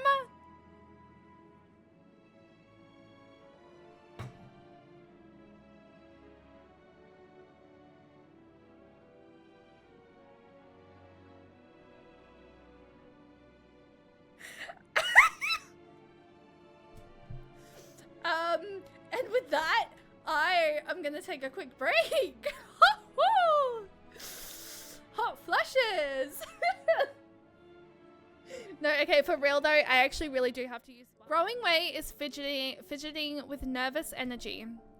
But it is from excitement. But is it from excitement or worry? Okay, tis a picture. Tis looks like, I feel like any single time we have a picture, it's Judy. Intriguing. Oh, what to do, what to do. I promised Living Way I would help, but no, I promised I'd help. So that's what I'll do. The archives are on the second floor of the main plaza, the eastern wing. Follow me. I suspect the Loripritz are up to something, but if there is aught to be learned of the final days, I think it is best we play along. For now, at least. Yourself.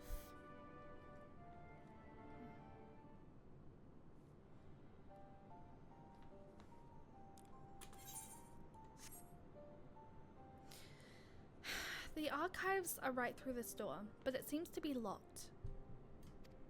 I guess we'll just have to go and find whoever has the key. Growing way, enough. If you have naught else to tell us of the final days, you need only say so. We can ill afford to be wasting time here, as you well know. Did you yourselves not tell us we must act quickly?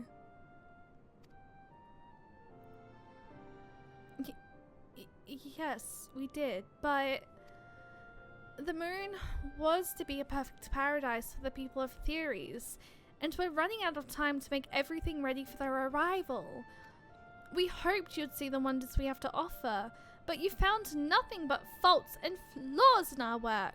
Only one of you saw our potential, so you others must be kept here. Ah, so that's Living Way's game. Run us about in circles, and failing that, lock us away so we can't put the plan at risk. Everyone except urianger. He understands what is at stake, what must be done. I fear you've misjudged us, Growing Way. Never have we decried the notion of using the moon as a means of escape. That said, my heart breaks at the thought of abandoning E3s and her reflections to their doom. If there is a way to avert the final days, I wish to find it. We all do. We may fail, but our efforts would never be at the expense of your plans. But why would you take that risk? There's no room for ifs and maybes now. The people of Theories will escape here to the moon. They'll be safe, and we'll finally get to see all their happy, smiling faces. I'm sorry, but we can't let you leave. We just can't.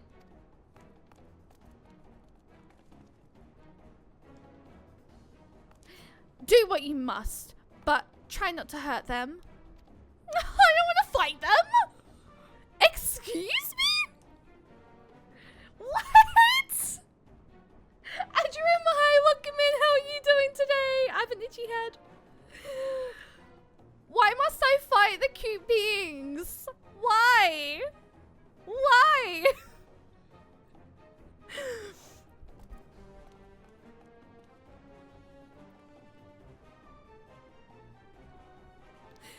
If we dally, they'll overwhelm us with sheer numbers. I say we knock this. I say we knock these ones out, split up, and make our way to the exit. Agreed. Let us reconvene where Argos awaits outside. Oh goodness. Why must I fight them? I don't wanna kill them. No.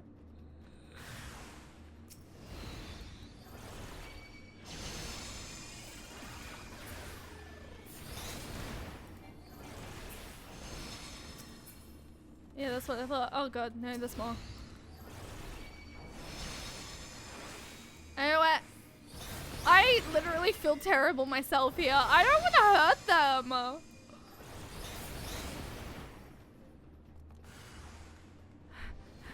Huh? There's still one more? What are you doing? Move!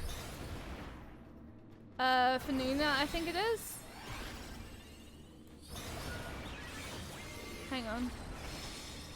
Nope, that was the wrong thing. Okay. I think it's Dosis 3 is like one of my stronger attacks, right? Wait, what are my single attacks? Wrong person. Good. You're here. We must hurry to the Watcher's Palace and find urianger.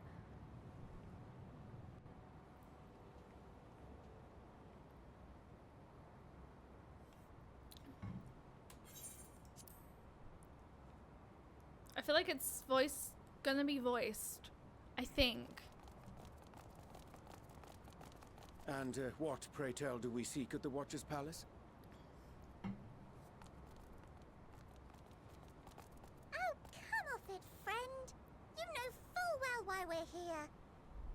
The time has come for you to return to Etheris and help your brethren prepare for their journey here and beyond. Forgive me, Living Way, but I cannot in good conscience proceed with this plan. Huh? But what about the final days? The death and the doom? Oh, we have to hurry before it's too late.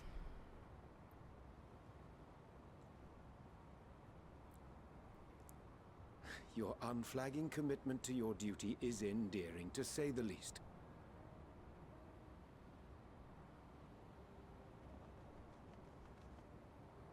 Oh, bugger!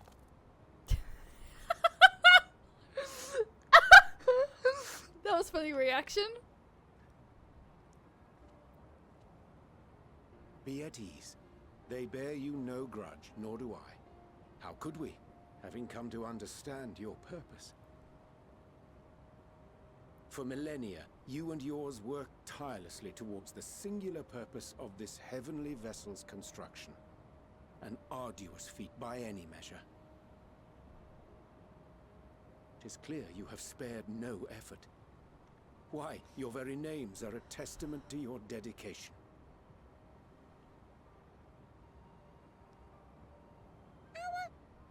Our names? I'm not sure I understand what you're getting at.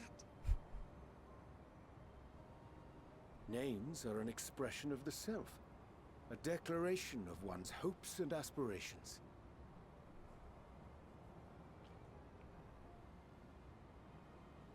Your use of contemporary, uncomplicated nomenclature doth ensure clarity of purpose. There can be no doubt that your love for the people of Etheris is boundless and pure.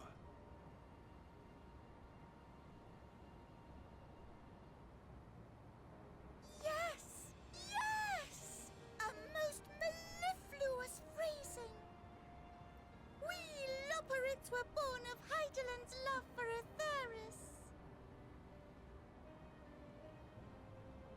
shining, shimmering blue jewel, brightest star in the sky, brimming with life and possibilities. For as long as I can remember, I've toiled in anticipation of the day when this vessel might be needed. All I've ever wanted was to meet those she cherished so dearly, to serve and serve well. That goes for all of us, don't you see? So help us help them. Lead them here where we can keep them safe. If there's anything wrong with what we've built, we'll fix it. We'll make it right.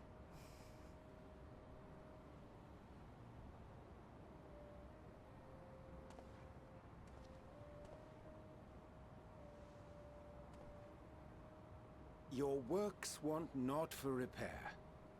Yet there remaineth much for you to learn of men, and your own kin besides. Singing Way, thy name bespeaketh more than the simple marriage of rhythm and rhyme. The songs of Etheris are beyond counting, and span the length and breadth of emotion. Maps are monuments to man's pioneering spirit and his devotion to charting the furthest reaches of our star. Many have devoted their lifetimes to exploratory pursuits, to venture unto the highest mountains and the deepest oceans in search of unknown frontiers. And thou, my friend, I do not think we've met.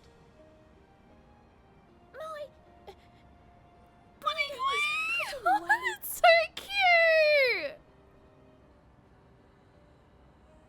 Pudding Way? Yes, indeed. A name of deep and abiding significance, I'm sure. But one perhaps better communicated through delicious deeds than tasteless words. A judicious application of fey magics at a later juncture may be appropriate.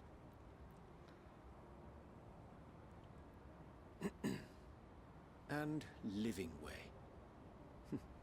'Tis no easy feat to convey the significance of thy moniker.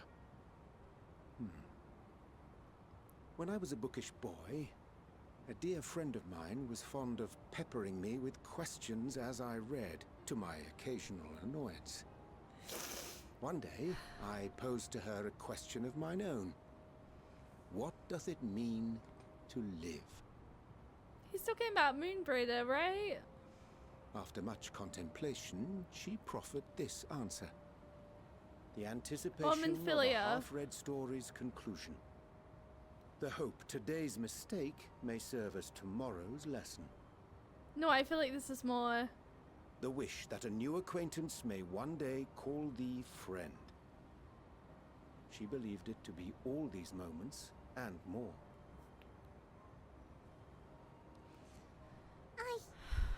I want to understand, but... I, too, still labor to find mine own answer.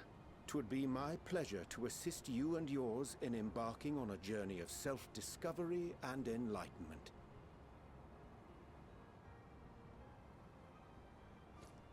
For thee. Oh, thank you, Colette. Ink as blue as the waters of Etheris. Made in haste, though I assure thee, the quality has not suffered for it. The people need not be persuaded by honeyed words. Nay, I have faith they shall do what is right in due course. Until they do, I beg your patience, friends. And with that ink, let us fill the empty pages of Living Way's compendium. An open exchange of ideas will surely afford you all a better understanding of modern man, and with it, ideas for improvements and renovations. But more importantly, it shall empower us to together find a way forward.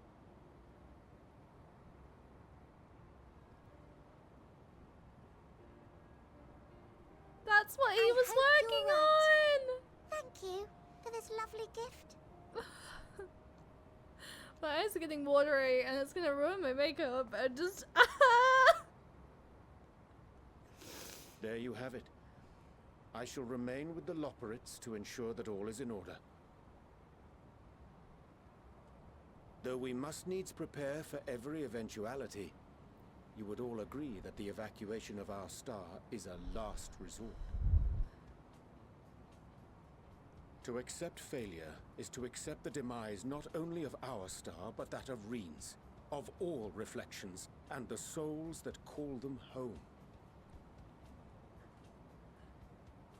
Which is why I have every faith that you shall fight to the last, that such drastic measures may prove unnecessary.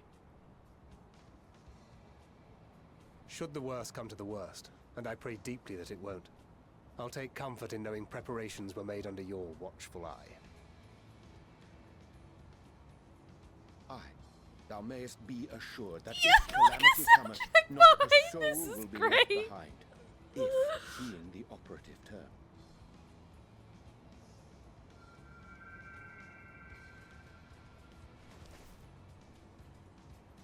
A flower is glowing!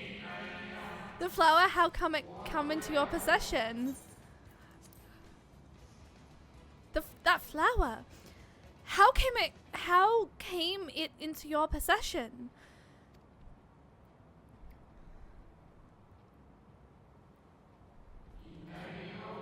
How very like her. Guided by its light, you may come to know her true intentions. Intentions which remain a mystery even to us. In our time, we called it Elbus. You would do well to remember the name. Elbus?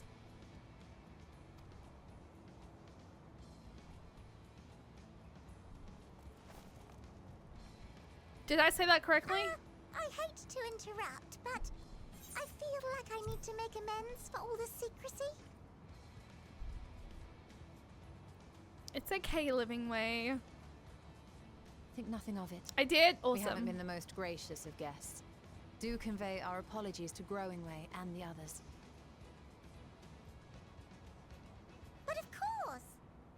And when next we welcome more guests from Atheris, we'll have learned to be much more hospitable hosts. And circling back to the matter of inappropriate secrecy, we ought to discuss our benefactors. Oh? Agreed. The Charlian Forum, yes? What?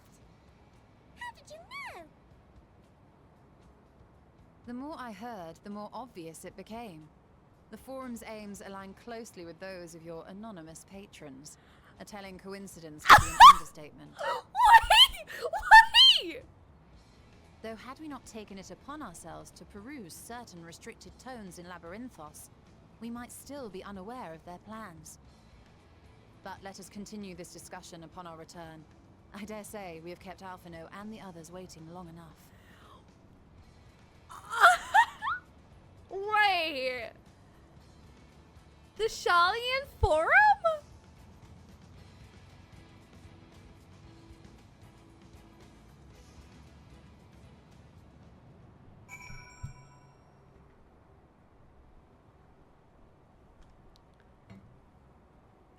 Did I hear that correctly?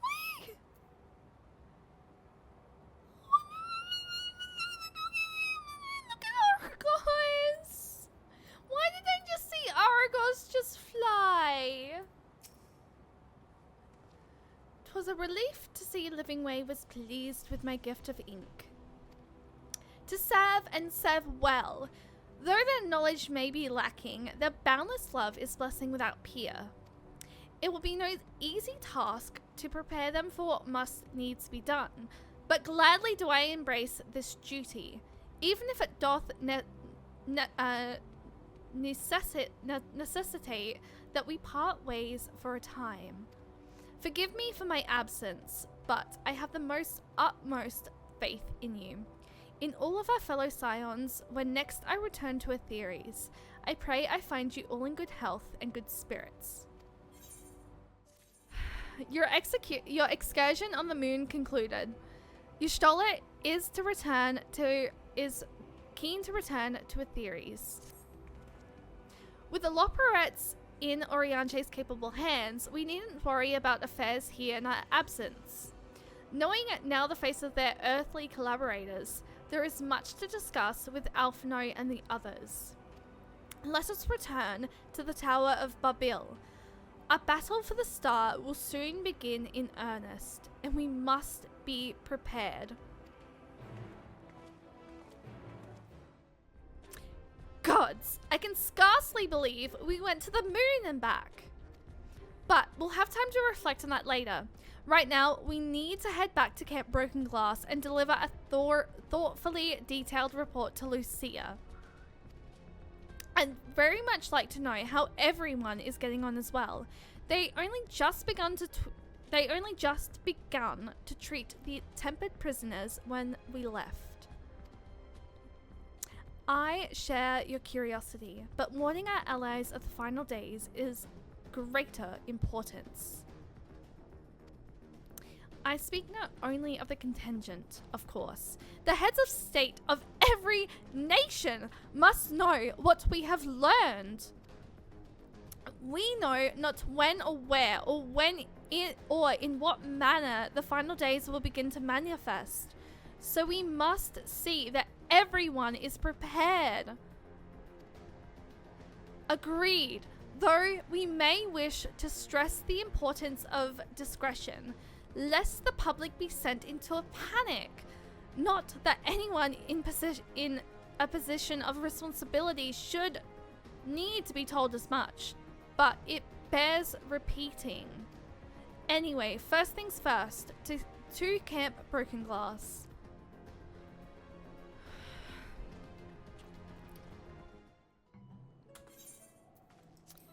It's good to see you all again. No worse for your lunar adventure, I hope.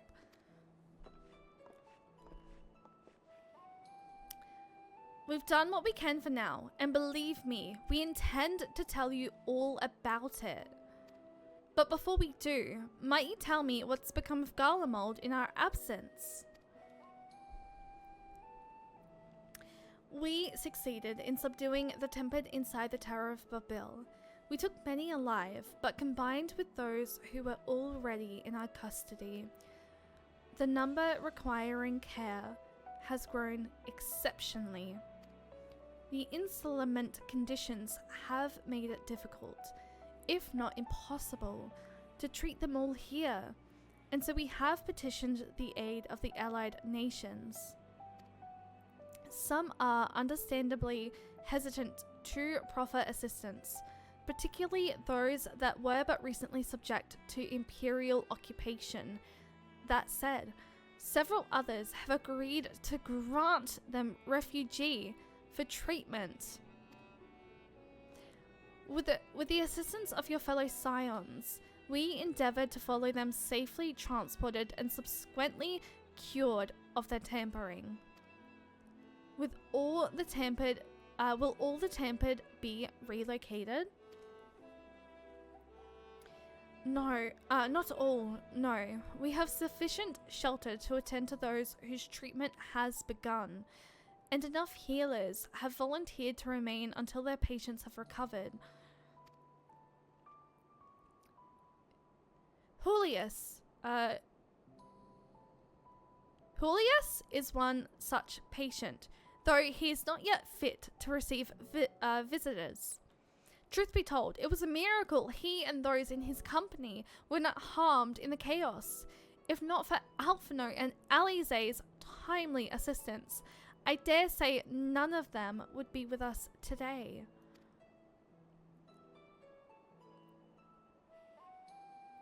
In light of recent developments, Euless! I knew I said it wrong! I took a second because I was like, wait. And then I was like, sorry, whatever I said, but thank you for like saying it in chat, Laura, because I was so second guessing myself. In light of recent developments, have the Alliance leaders come to any decisions regarding Garlemald? Given the tremendous ramifications of what has happened here, it will take time to determine what must be done. In the meantime, they intend to work with the Eastern Alliance to keep a close watch over the provinces. We have other news to share. Shortly after Anamaya was defeated, we received reports that each and every tower has vanished. For a mercy, the process was apparently not quite as violent as that you experienced in Thavnair. Those who are trapped within them have been rescued and are receiving treatment. To hasten the endeavor, the beast tribes have received instruction in the magics needed to cure tampering. Master Materia is no doubt thrilled the Mother Porksy affords her so many visitors. Yes, we are grateful for her ongoing efforts, as well as those of her comrades' needs near and far. As for the contingent, several of our members have been granted leave to return to their homelands after the transfer of Tempered has been completed. Lucia and I will remain, along with a small force, to continue offering aid to those here in Garlemald. The Empire may be no more, but there are yet those who call these lands home. I believe that accounts for recent events here. So, what of the moon and the Telephoroi?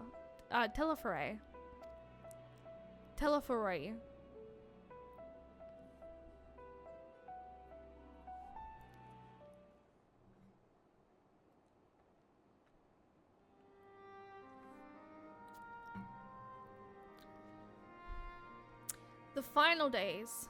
Gods, I prayed your victory would mark the end of our troubles. There is still much we do not know, but the Alliance leaders must be told. Would you be willing to contact them in our stead? Yeah, yes, of course. I will send word forthwith. We'll also release your fellow scions from their present duties, that they may return to Sharlayan.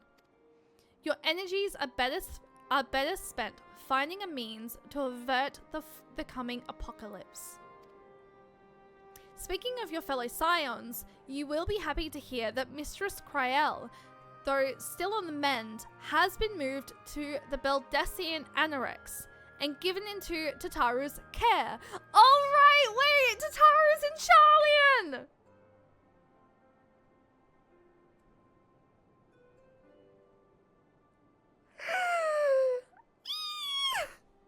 I finally get to see Tataru! Thank you. I look forward to seeing them both upon our return. Let us be on our way then. One last thing, if I may. After your confrontation with Zodiac, you said Xenos took his leave, and in all likelihood, he has returned here to Garlemald.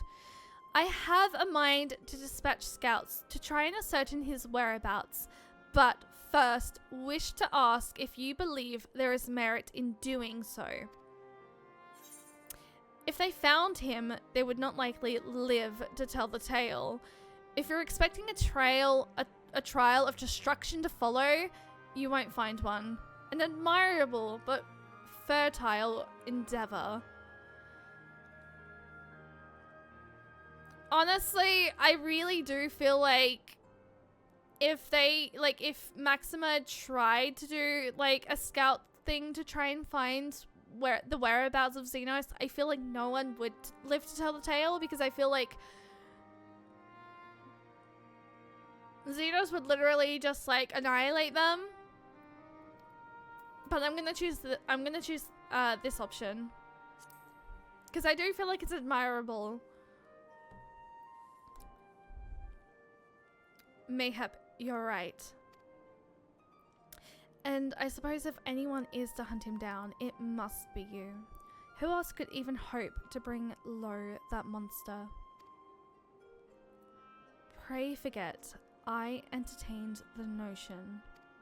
While on the subject of Xenos, the 10th Legion has made an official proclamation. They denounce the Crown Prince and condemn his role in the Empire's downfall. His very title has become a source of shame among his former subjects, and its continued use serves only to hinder relations with foreign nations.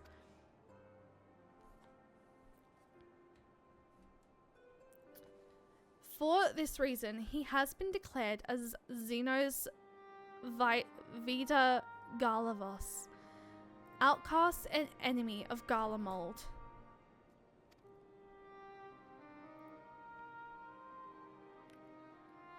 Fandaniel is no more, and now his own people turn against him. It seems he's aught but his bloodlust to keep him company. Better that than an army to see it settled. At any rate, I will not keep you longer. I pray your safe passage back to Charlian.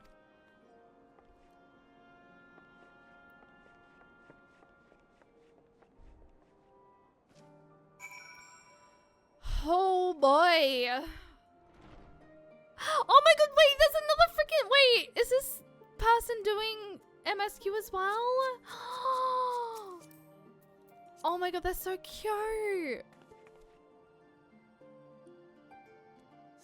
I love the auras. I do. I can't see myself being anything but a cat girl, I'm gonna be honest. I feel like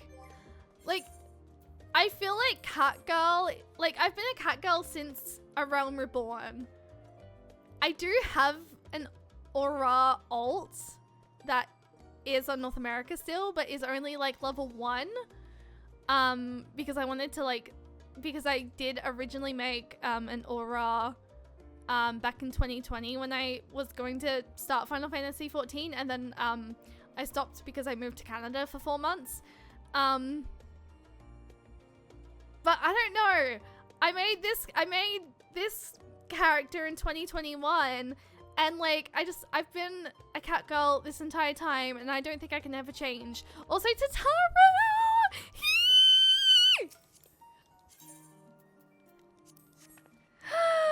Fiora! Hi!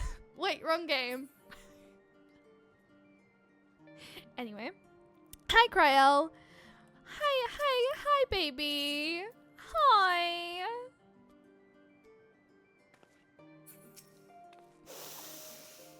Welcome back. We were so terribly worried about you. Though it is plain, I have caused my own fair share of worry, and for that I apologize. Heidelin called to me that day when you entered the tower of Babil. Her pleas were faint but desperate, and I knew at once she required a vessel to carry out her will. What came after feels like a dream, barely remembered. My body flowing through the life stream toward Garlemald. When I regained consciousness, I was all aches and frostbite, exhausted of ether, so exhausted.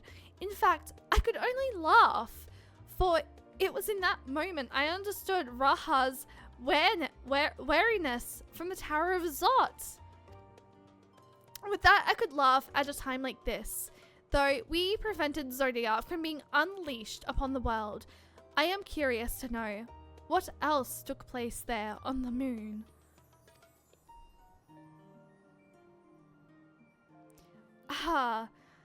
Perhaps we should wait for the others to join us before you give your account. Let us reconvene in the main hall once they've arrived.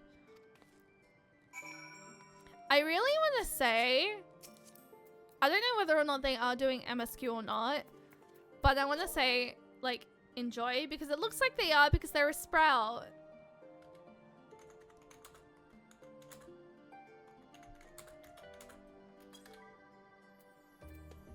And they look so cute. Oh, look at that little. And then, like, I feel like, okay, be honest. I feel like I want to work on my adventurer play. But, like, at the same time, I don't know. I feel like I don't know. For all we know, they might be here doing leveling. I mean, true, but they're a sprout, and like, I want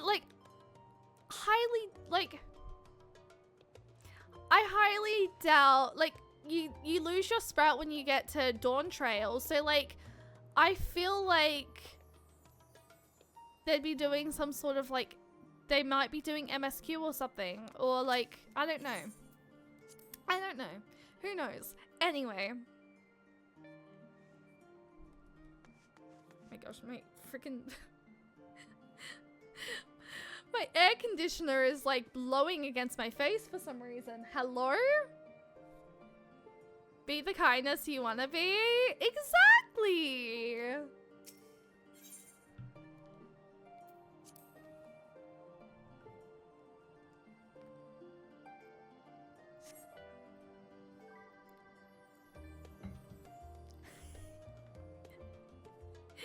I eventually would like to go back through the story. I'm not gonna lie.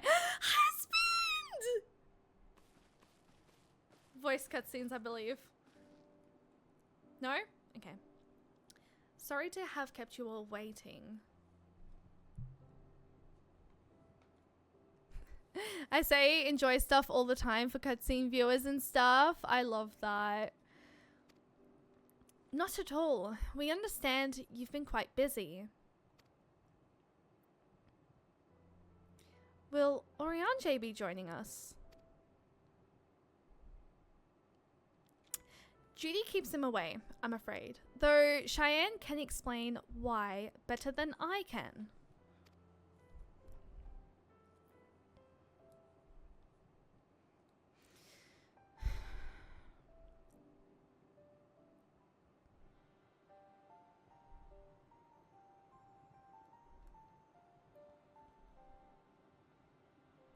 The final days, as befell Amarot.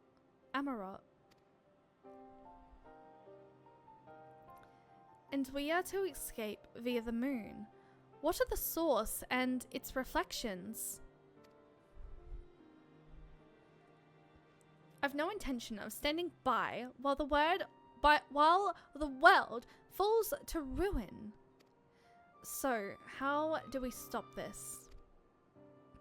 Unfortunately, we have no answers at present. If the celestial currents have grown stagnant, as was the case in the time of Amarot, the solution would be to alter the flow of ether throughout the entirety of the star. The ancients accomplished this by summoning Zodiac, sacrificing half the star's population in the doing, but it should go without saying that such a sacrifice cannot be repeated, which leaves us with the daunting task of identifying the underlying catalyst for the final days, a feat which even the Amarotians could not accomplish. Unfortunately, we have no clues in Mare Lamatorium. There is still much we do not know about the catastrophic itself. let alone what may have caused it. The final days were marked by the corruption of the Amaretines, creation magics, but we command no such power, which invites the question, what havoc is in store for us? I feel like I'm too far away from my desk. If we knew that much, perhaps we could draw some parallel with the events of the past, and thereby form some semblance of a plan. Perhaps we should start with the forum. Then, having worked with the law prince in secret all this time, there is surely more they can tell us.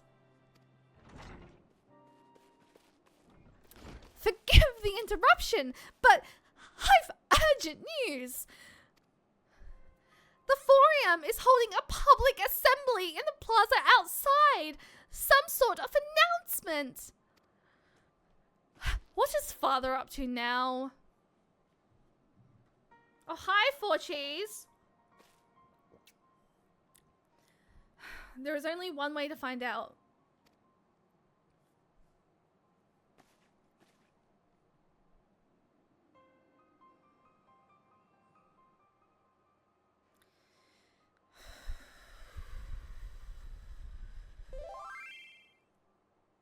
Oh, I think the aura like responded to me.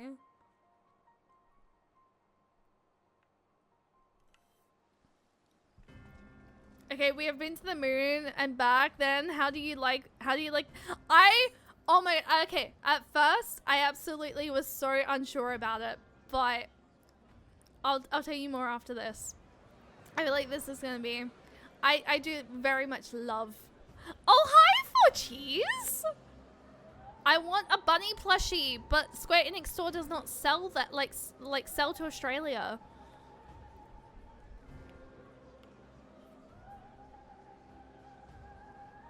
You dare! Order, order, I say.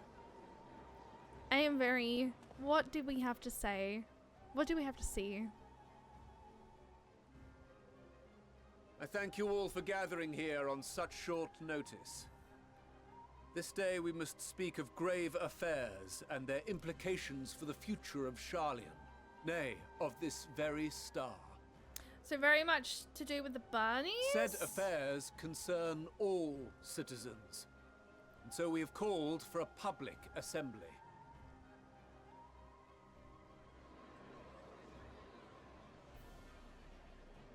You may have heard rumors of the Telophoroi and the havoc these madmen wreak abroad. Under normal circumstances, we would pay little heed to petty disturbances outside our borders. The final days, however, are another matter altogether. For we dare not ignore these prophetic words of Eld. The End-Bearers will come, ushering chaos and calamity. The final days descend and devour the very star. Though I feel like the forum is very much just trying to... I've never heard this prophecy. Is it true? Will all that really happen? Calm yourselves. The time has come to speak of the Forum's most sacred duties. But first...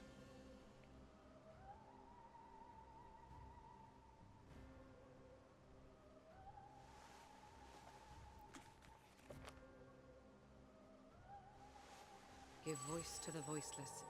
Let bindings be unbound. By unanimous decree, I declare the enchantment broken.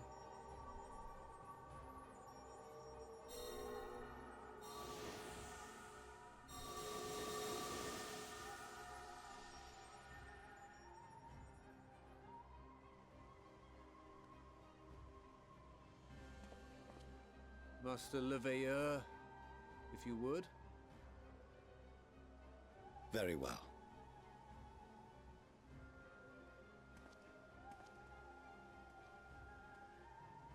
What was that all about? 270 years ago, our forebears began an expedition in the Dravanian hinterlands, in search of a route to access the ethereal sea. This much is public knowledge. Their findings, however, would become the Forum's most closely guarded secret.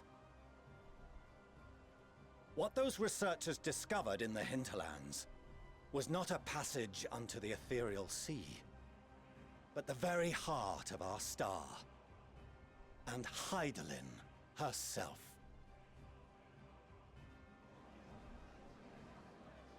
She spoke to them of a calamity that would extinguish all life, and of a means by which we might be spared.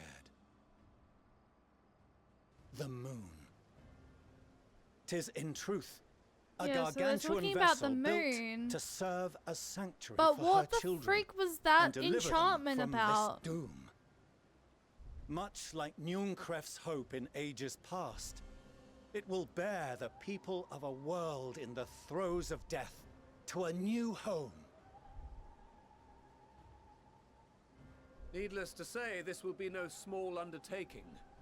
To facilitate the great work, the Forum has maintained close contact with the servants of Hydaelyn, who presently reside on the moon. AKA the law preempts. Convinced that the foretold end was all but inevitable, we began amassing a wealth of knowledge. Not merely for the betterment of our nation, but in preparation for the journey to come. You reveal this to us now? By the gods, how long do we have?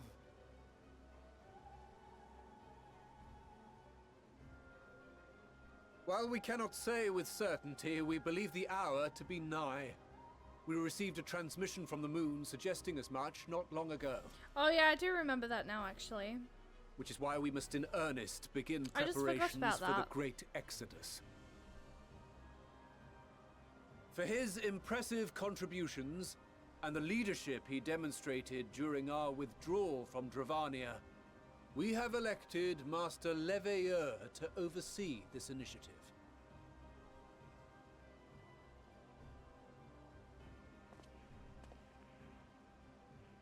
Fellow scribes and scholars, my countrymen, we face a threat of unprecedented scale. We must challenge the trials before us with composure and conviction if we are to find salvation. The wisdom of Sharlayan has ever been a shining beacon in the darkness, and so it shall continue to be. It is our solemn charge to see our heritage preserved for future generations. For those who will come after, we will brave a new frontier. So is this where you, you know, stop disowning your children?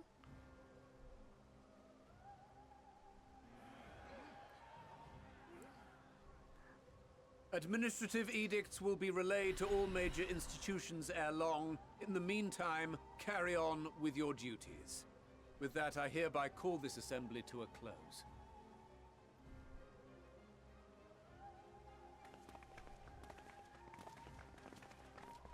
Gonna initiate fucking panic. Like, we can handle it. We can find another way.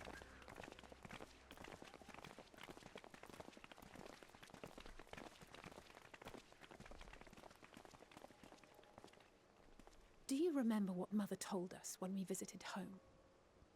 That it wasn't until after we were born that Father seemed to lose himself in his work.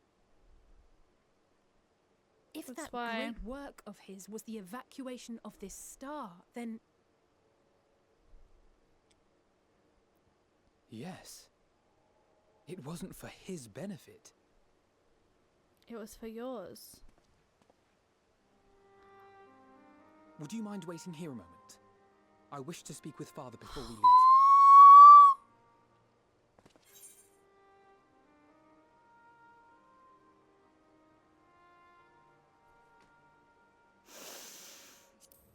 He does care!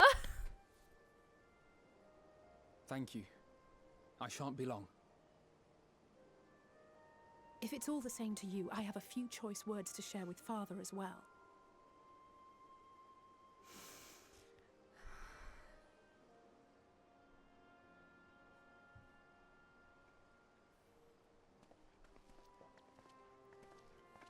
He does care. So, come to call us cowards and bid us join your fruitless battle against the inevitable. Nay, we do not object to the Forum's proposal.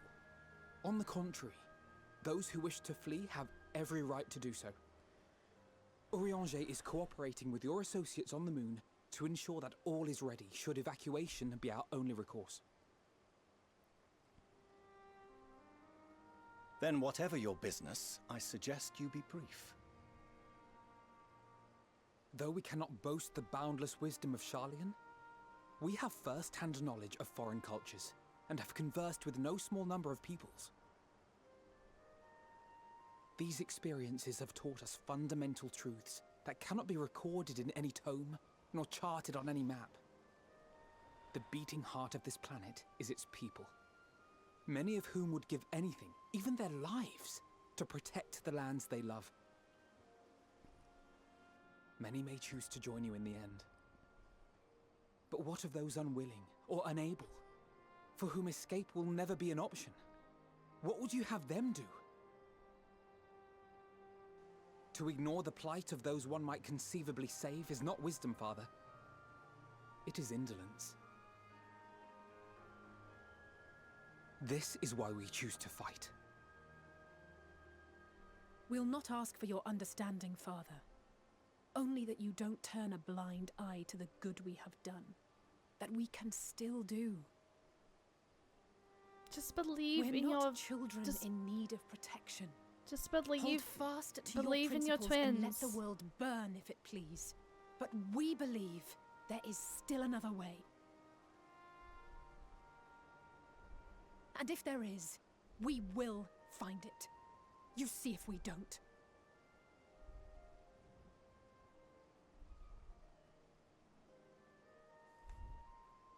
Do as you will. Just stay out of our way.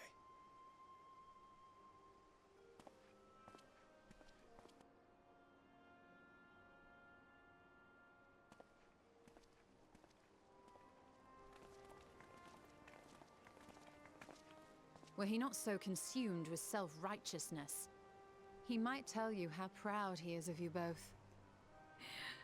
Did we win? Bold Did words they call for win the bold trust action. back of their And of no father? turning to your father should plans go awry. Are they no longer As if I ever disowned? would. So long as there are those who wish to stay and fight for this star, we have to do what we can to help them. I feel like that was a secret way of him saying. And if we're to do that, we'll need to be well rested. Wouldn't you agree? And having triumphed over what we once thought to be the source of all evil, I can think of no one in greater need of at least I will a still dozen punt drinks. for cheese, but it's a first. Shall we then? To the annex, to prepare for tomorrow.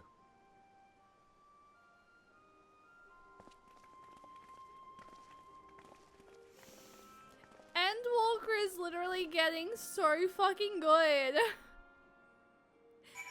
Okay, real quick. Van here, I don't know whether or not you're still hanging out. But to answer your question, they're so fucking cute. I love them. I want a plushie, but unfortunately, the Square Enix store does not sell to Australia, unfortunately, for some stupid reason. And like I've seen some on, like I've come across some on like eBay and stuff like that. But the ones on eBay, like people are asking so fucking much for, like more than the Square Enix store. And I'm just like, I cannot afford this. So I don't know how I'm gonna get a plushie, but I want all the Final Fantasy 14 merch. I want so much Final Fantasy 14 merch. It's not even funny. Hang on. I do remember they did respond to me. I don't know where. Hey, thank you. Thank you so much. Sorry, it was AFK for a bit.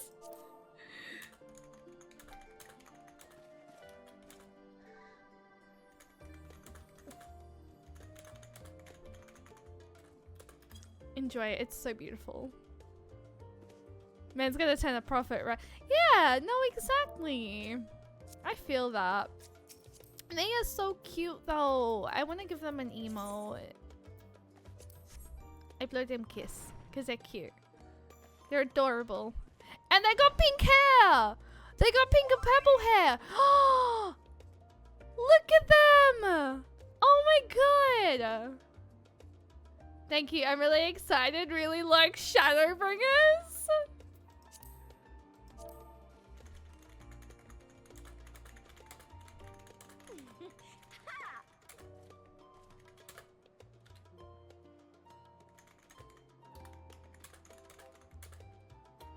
Have all the fun. I love this. I love them. I love them. Cryel tells me the forum made a rather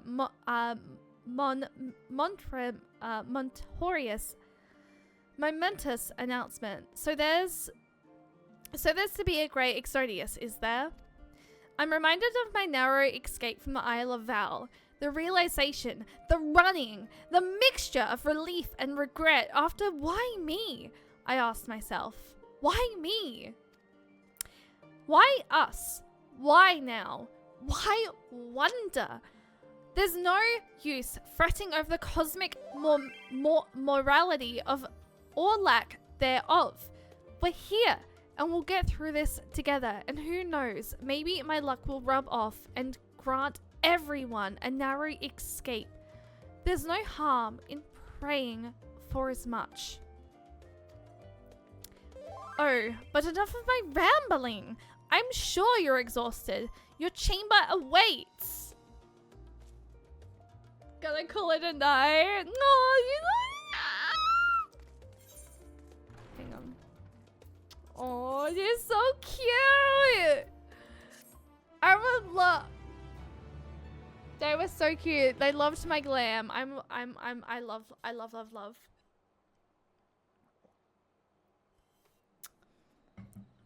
Why is everyone in Final Fantasy 14 just so lovely? I love this community. The Final Fantasy 14 community is just amazing. I want to meet so many amazing Final Fantasy 14 people.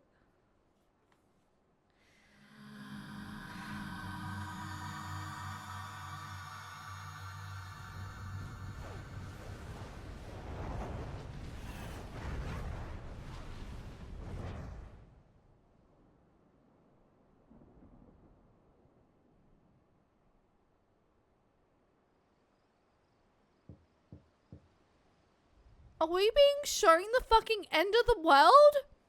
A visitor has come knocking on your door. Whoever could it be? Husband?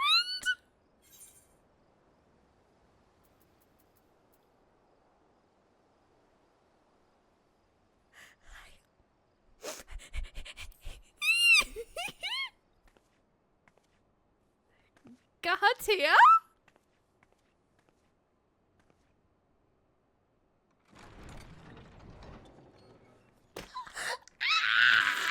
Oh, apologies. I didn't mean to. If you could spare a moment before bed.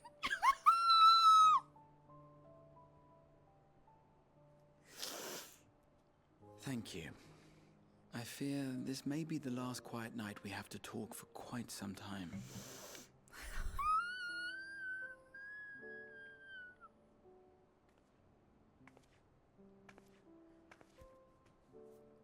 I am troubled of late. Unwarranted concerns, perhaps. I hope. Nevertheless, I feel compelled to share them with you. Though you have bested your enemies thus far, Xenos and even Zodiac, your victories have come at a considerable cost to yourself No one is without their limits, and you are no exception. I worry the added weight of the final days will prove more than you can bear. It is surely too much for any one woman. But you needn't bear it alone. Let me share your burden. My, carrying capacity pales in comparison to yours, but I could still help. Shoulder the occasional satchel from your ever-growing mountain of, baggage. You have already done so much to help relieve me of mine own encumbrances. 'Tis only fair that I repay you in kind. Of course, it needn't be only troubles we share.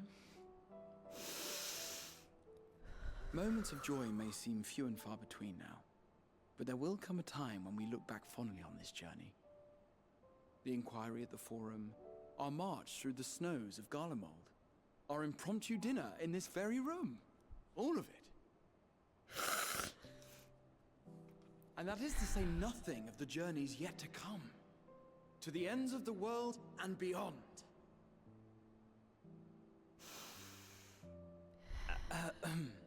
But tomorrow will be no less busy than today, and I've kept you from your rest long enough. I've completely ruined my makeup. Sleep well, my friend.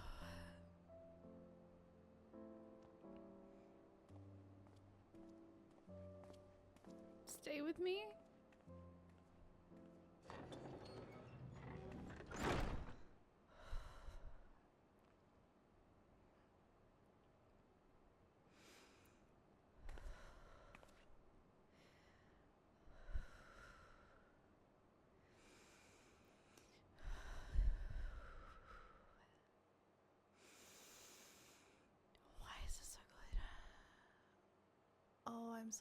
I'm so like it just keeps building. It feels like he's returning the favor for all you've done for him back in the first earlier in the Alamegan quarter. Oh goodness.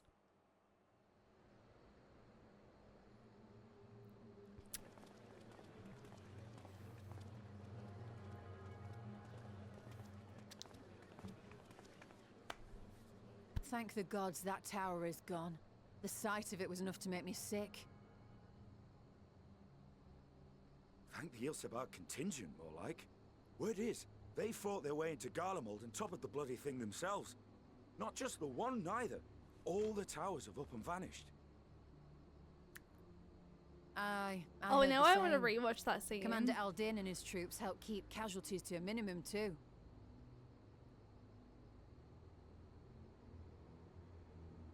But is it true? They brought back tempered Garlean soldiers. Did you guys really think I was not going to choose Gahatia? As Commander Aldin tells it, they've a treatment for that now. But don't you worry. Cured or not, they've no plans to bring them into the city proper.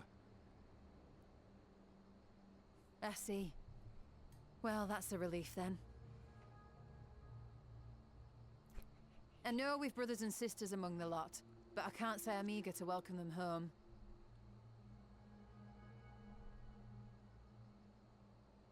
Wanted to think about it for a while yet.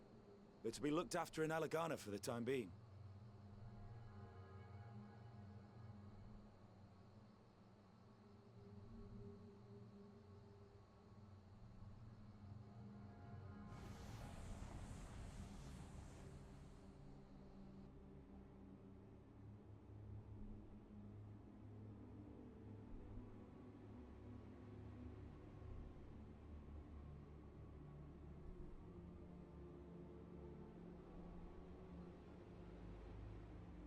Meanwhile, in Ishgard.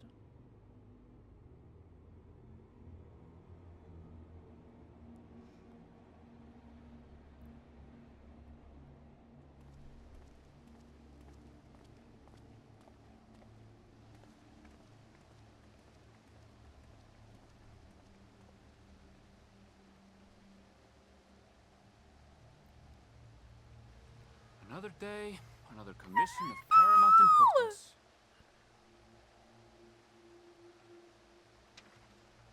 Oh, What have we here?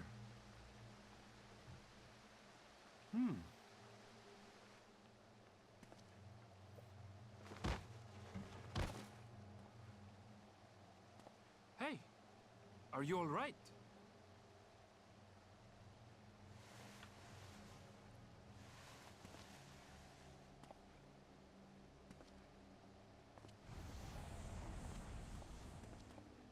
Was that? No. The shadows play tricks, nothing more.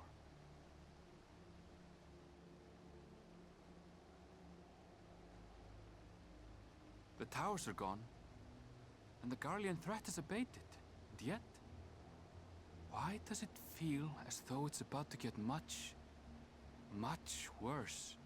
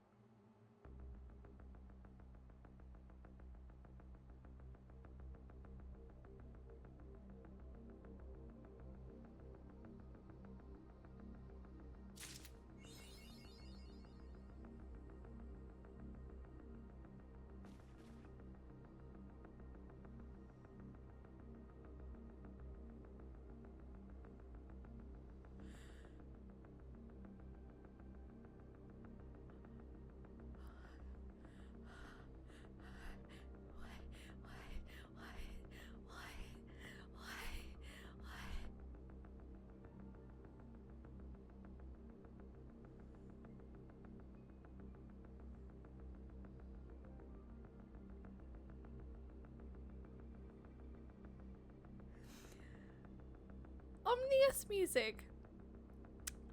What the fuck were the cutscenes about? This is fine. This is fine. This is fine. We're not running out of time to save the world. Surely not. We're the warrior of light. We're the warrior of darkness. I'm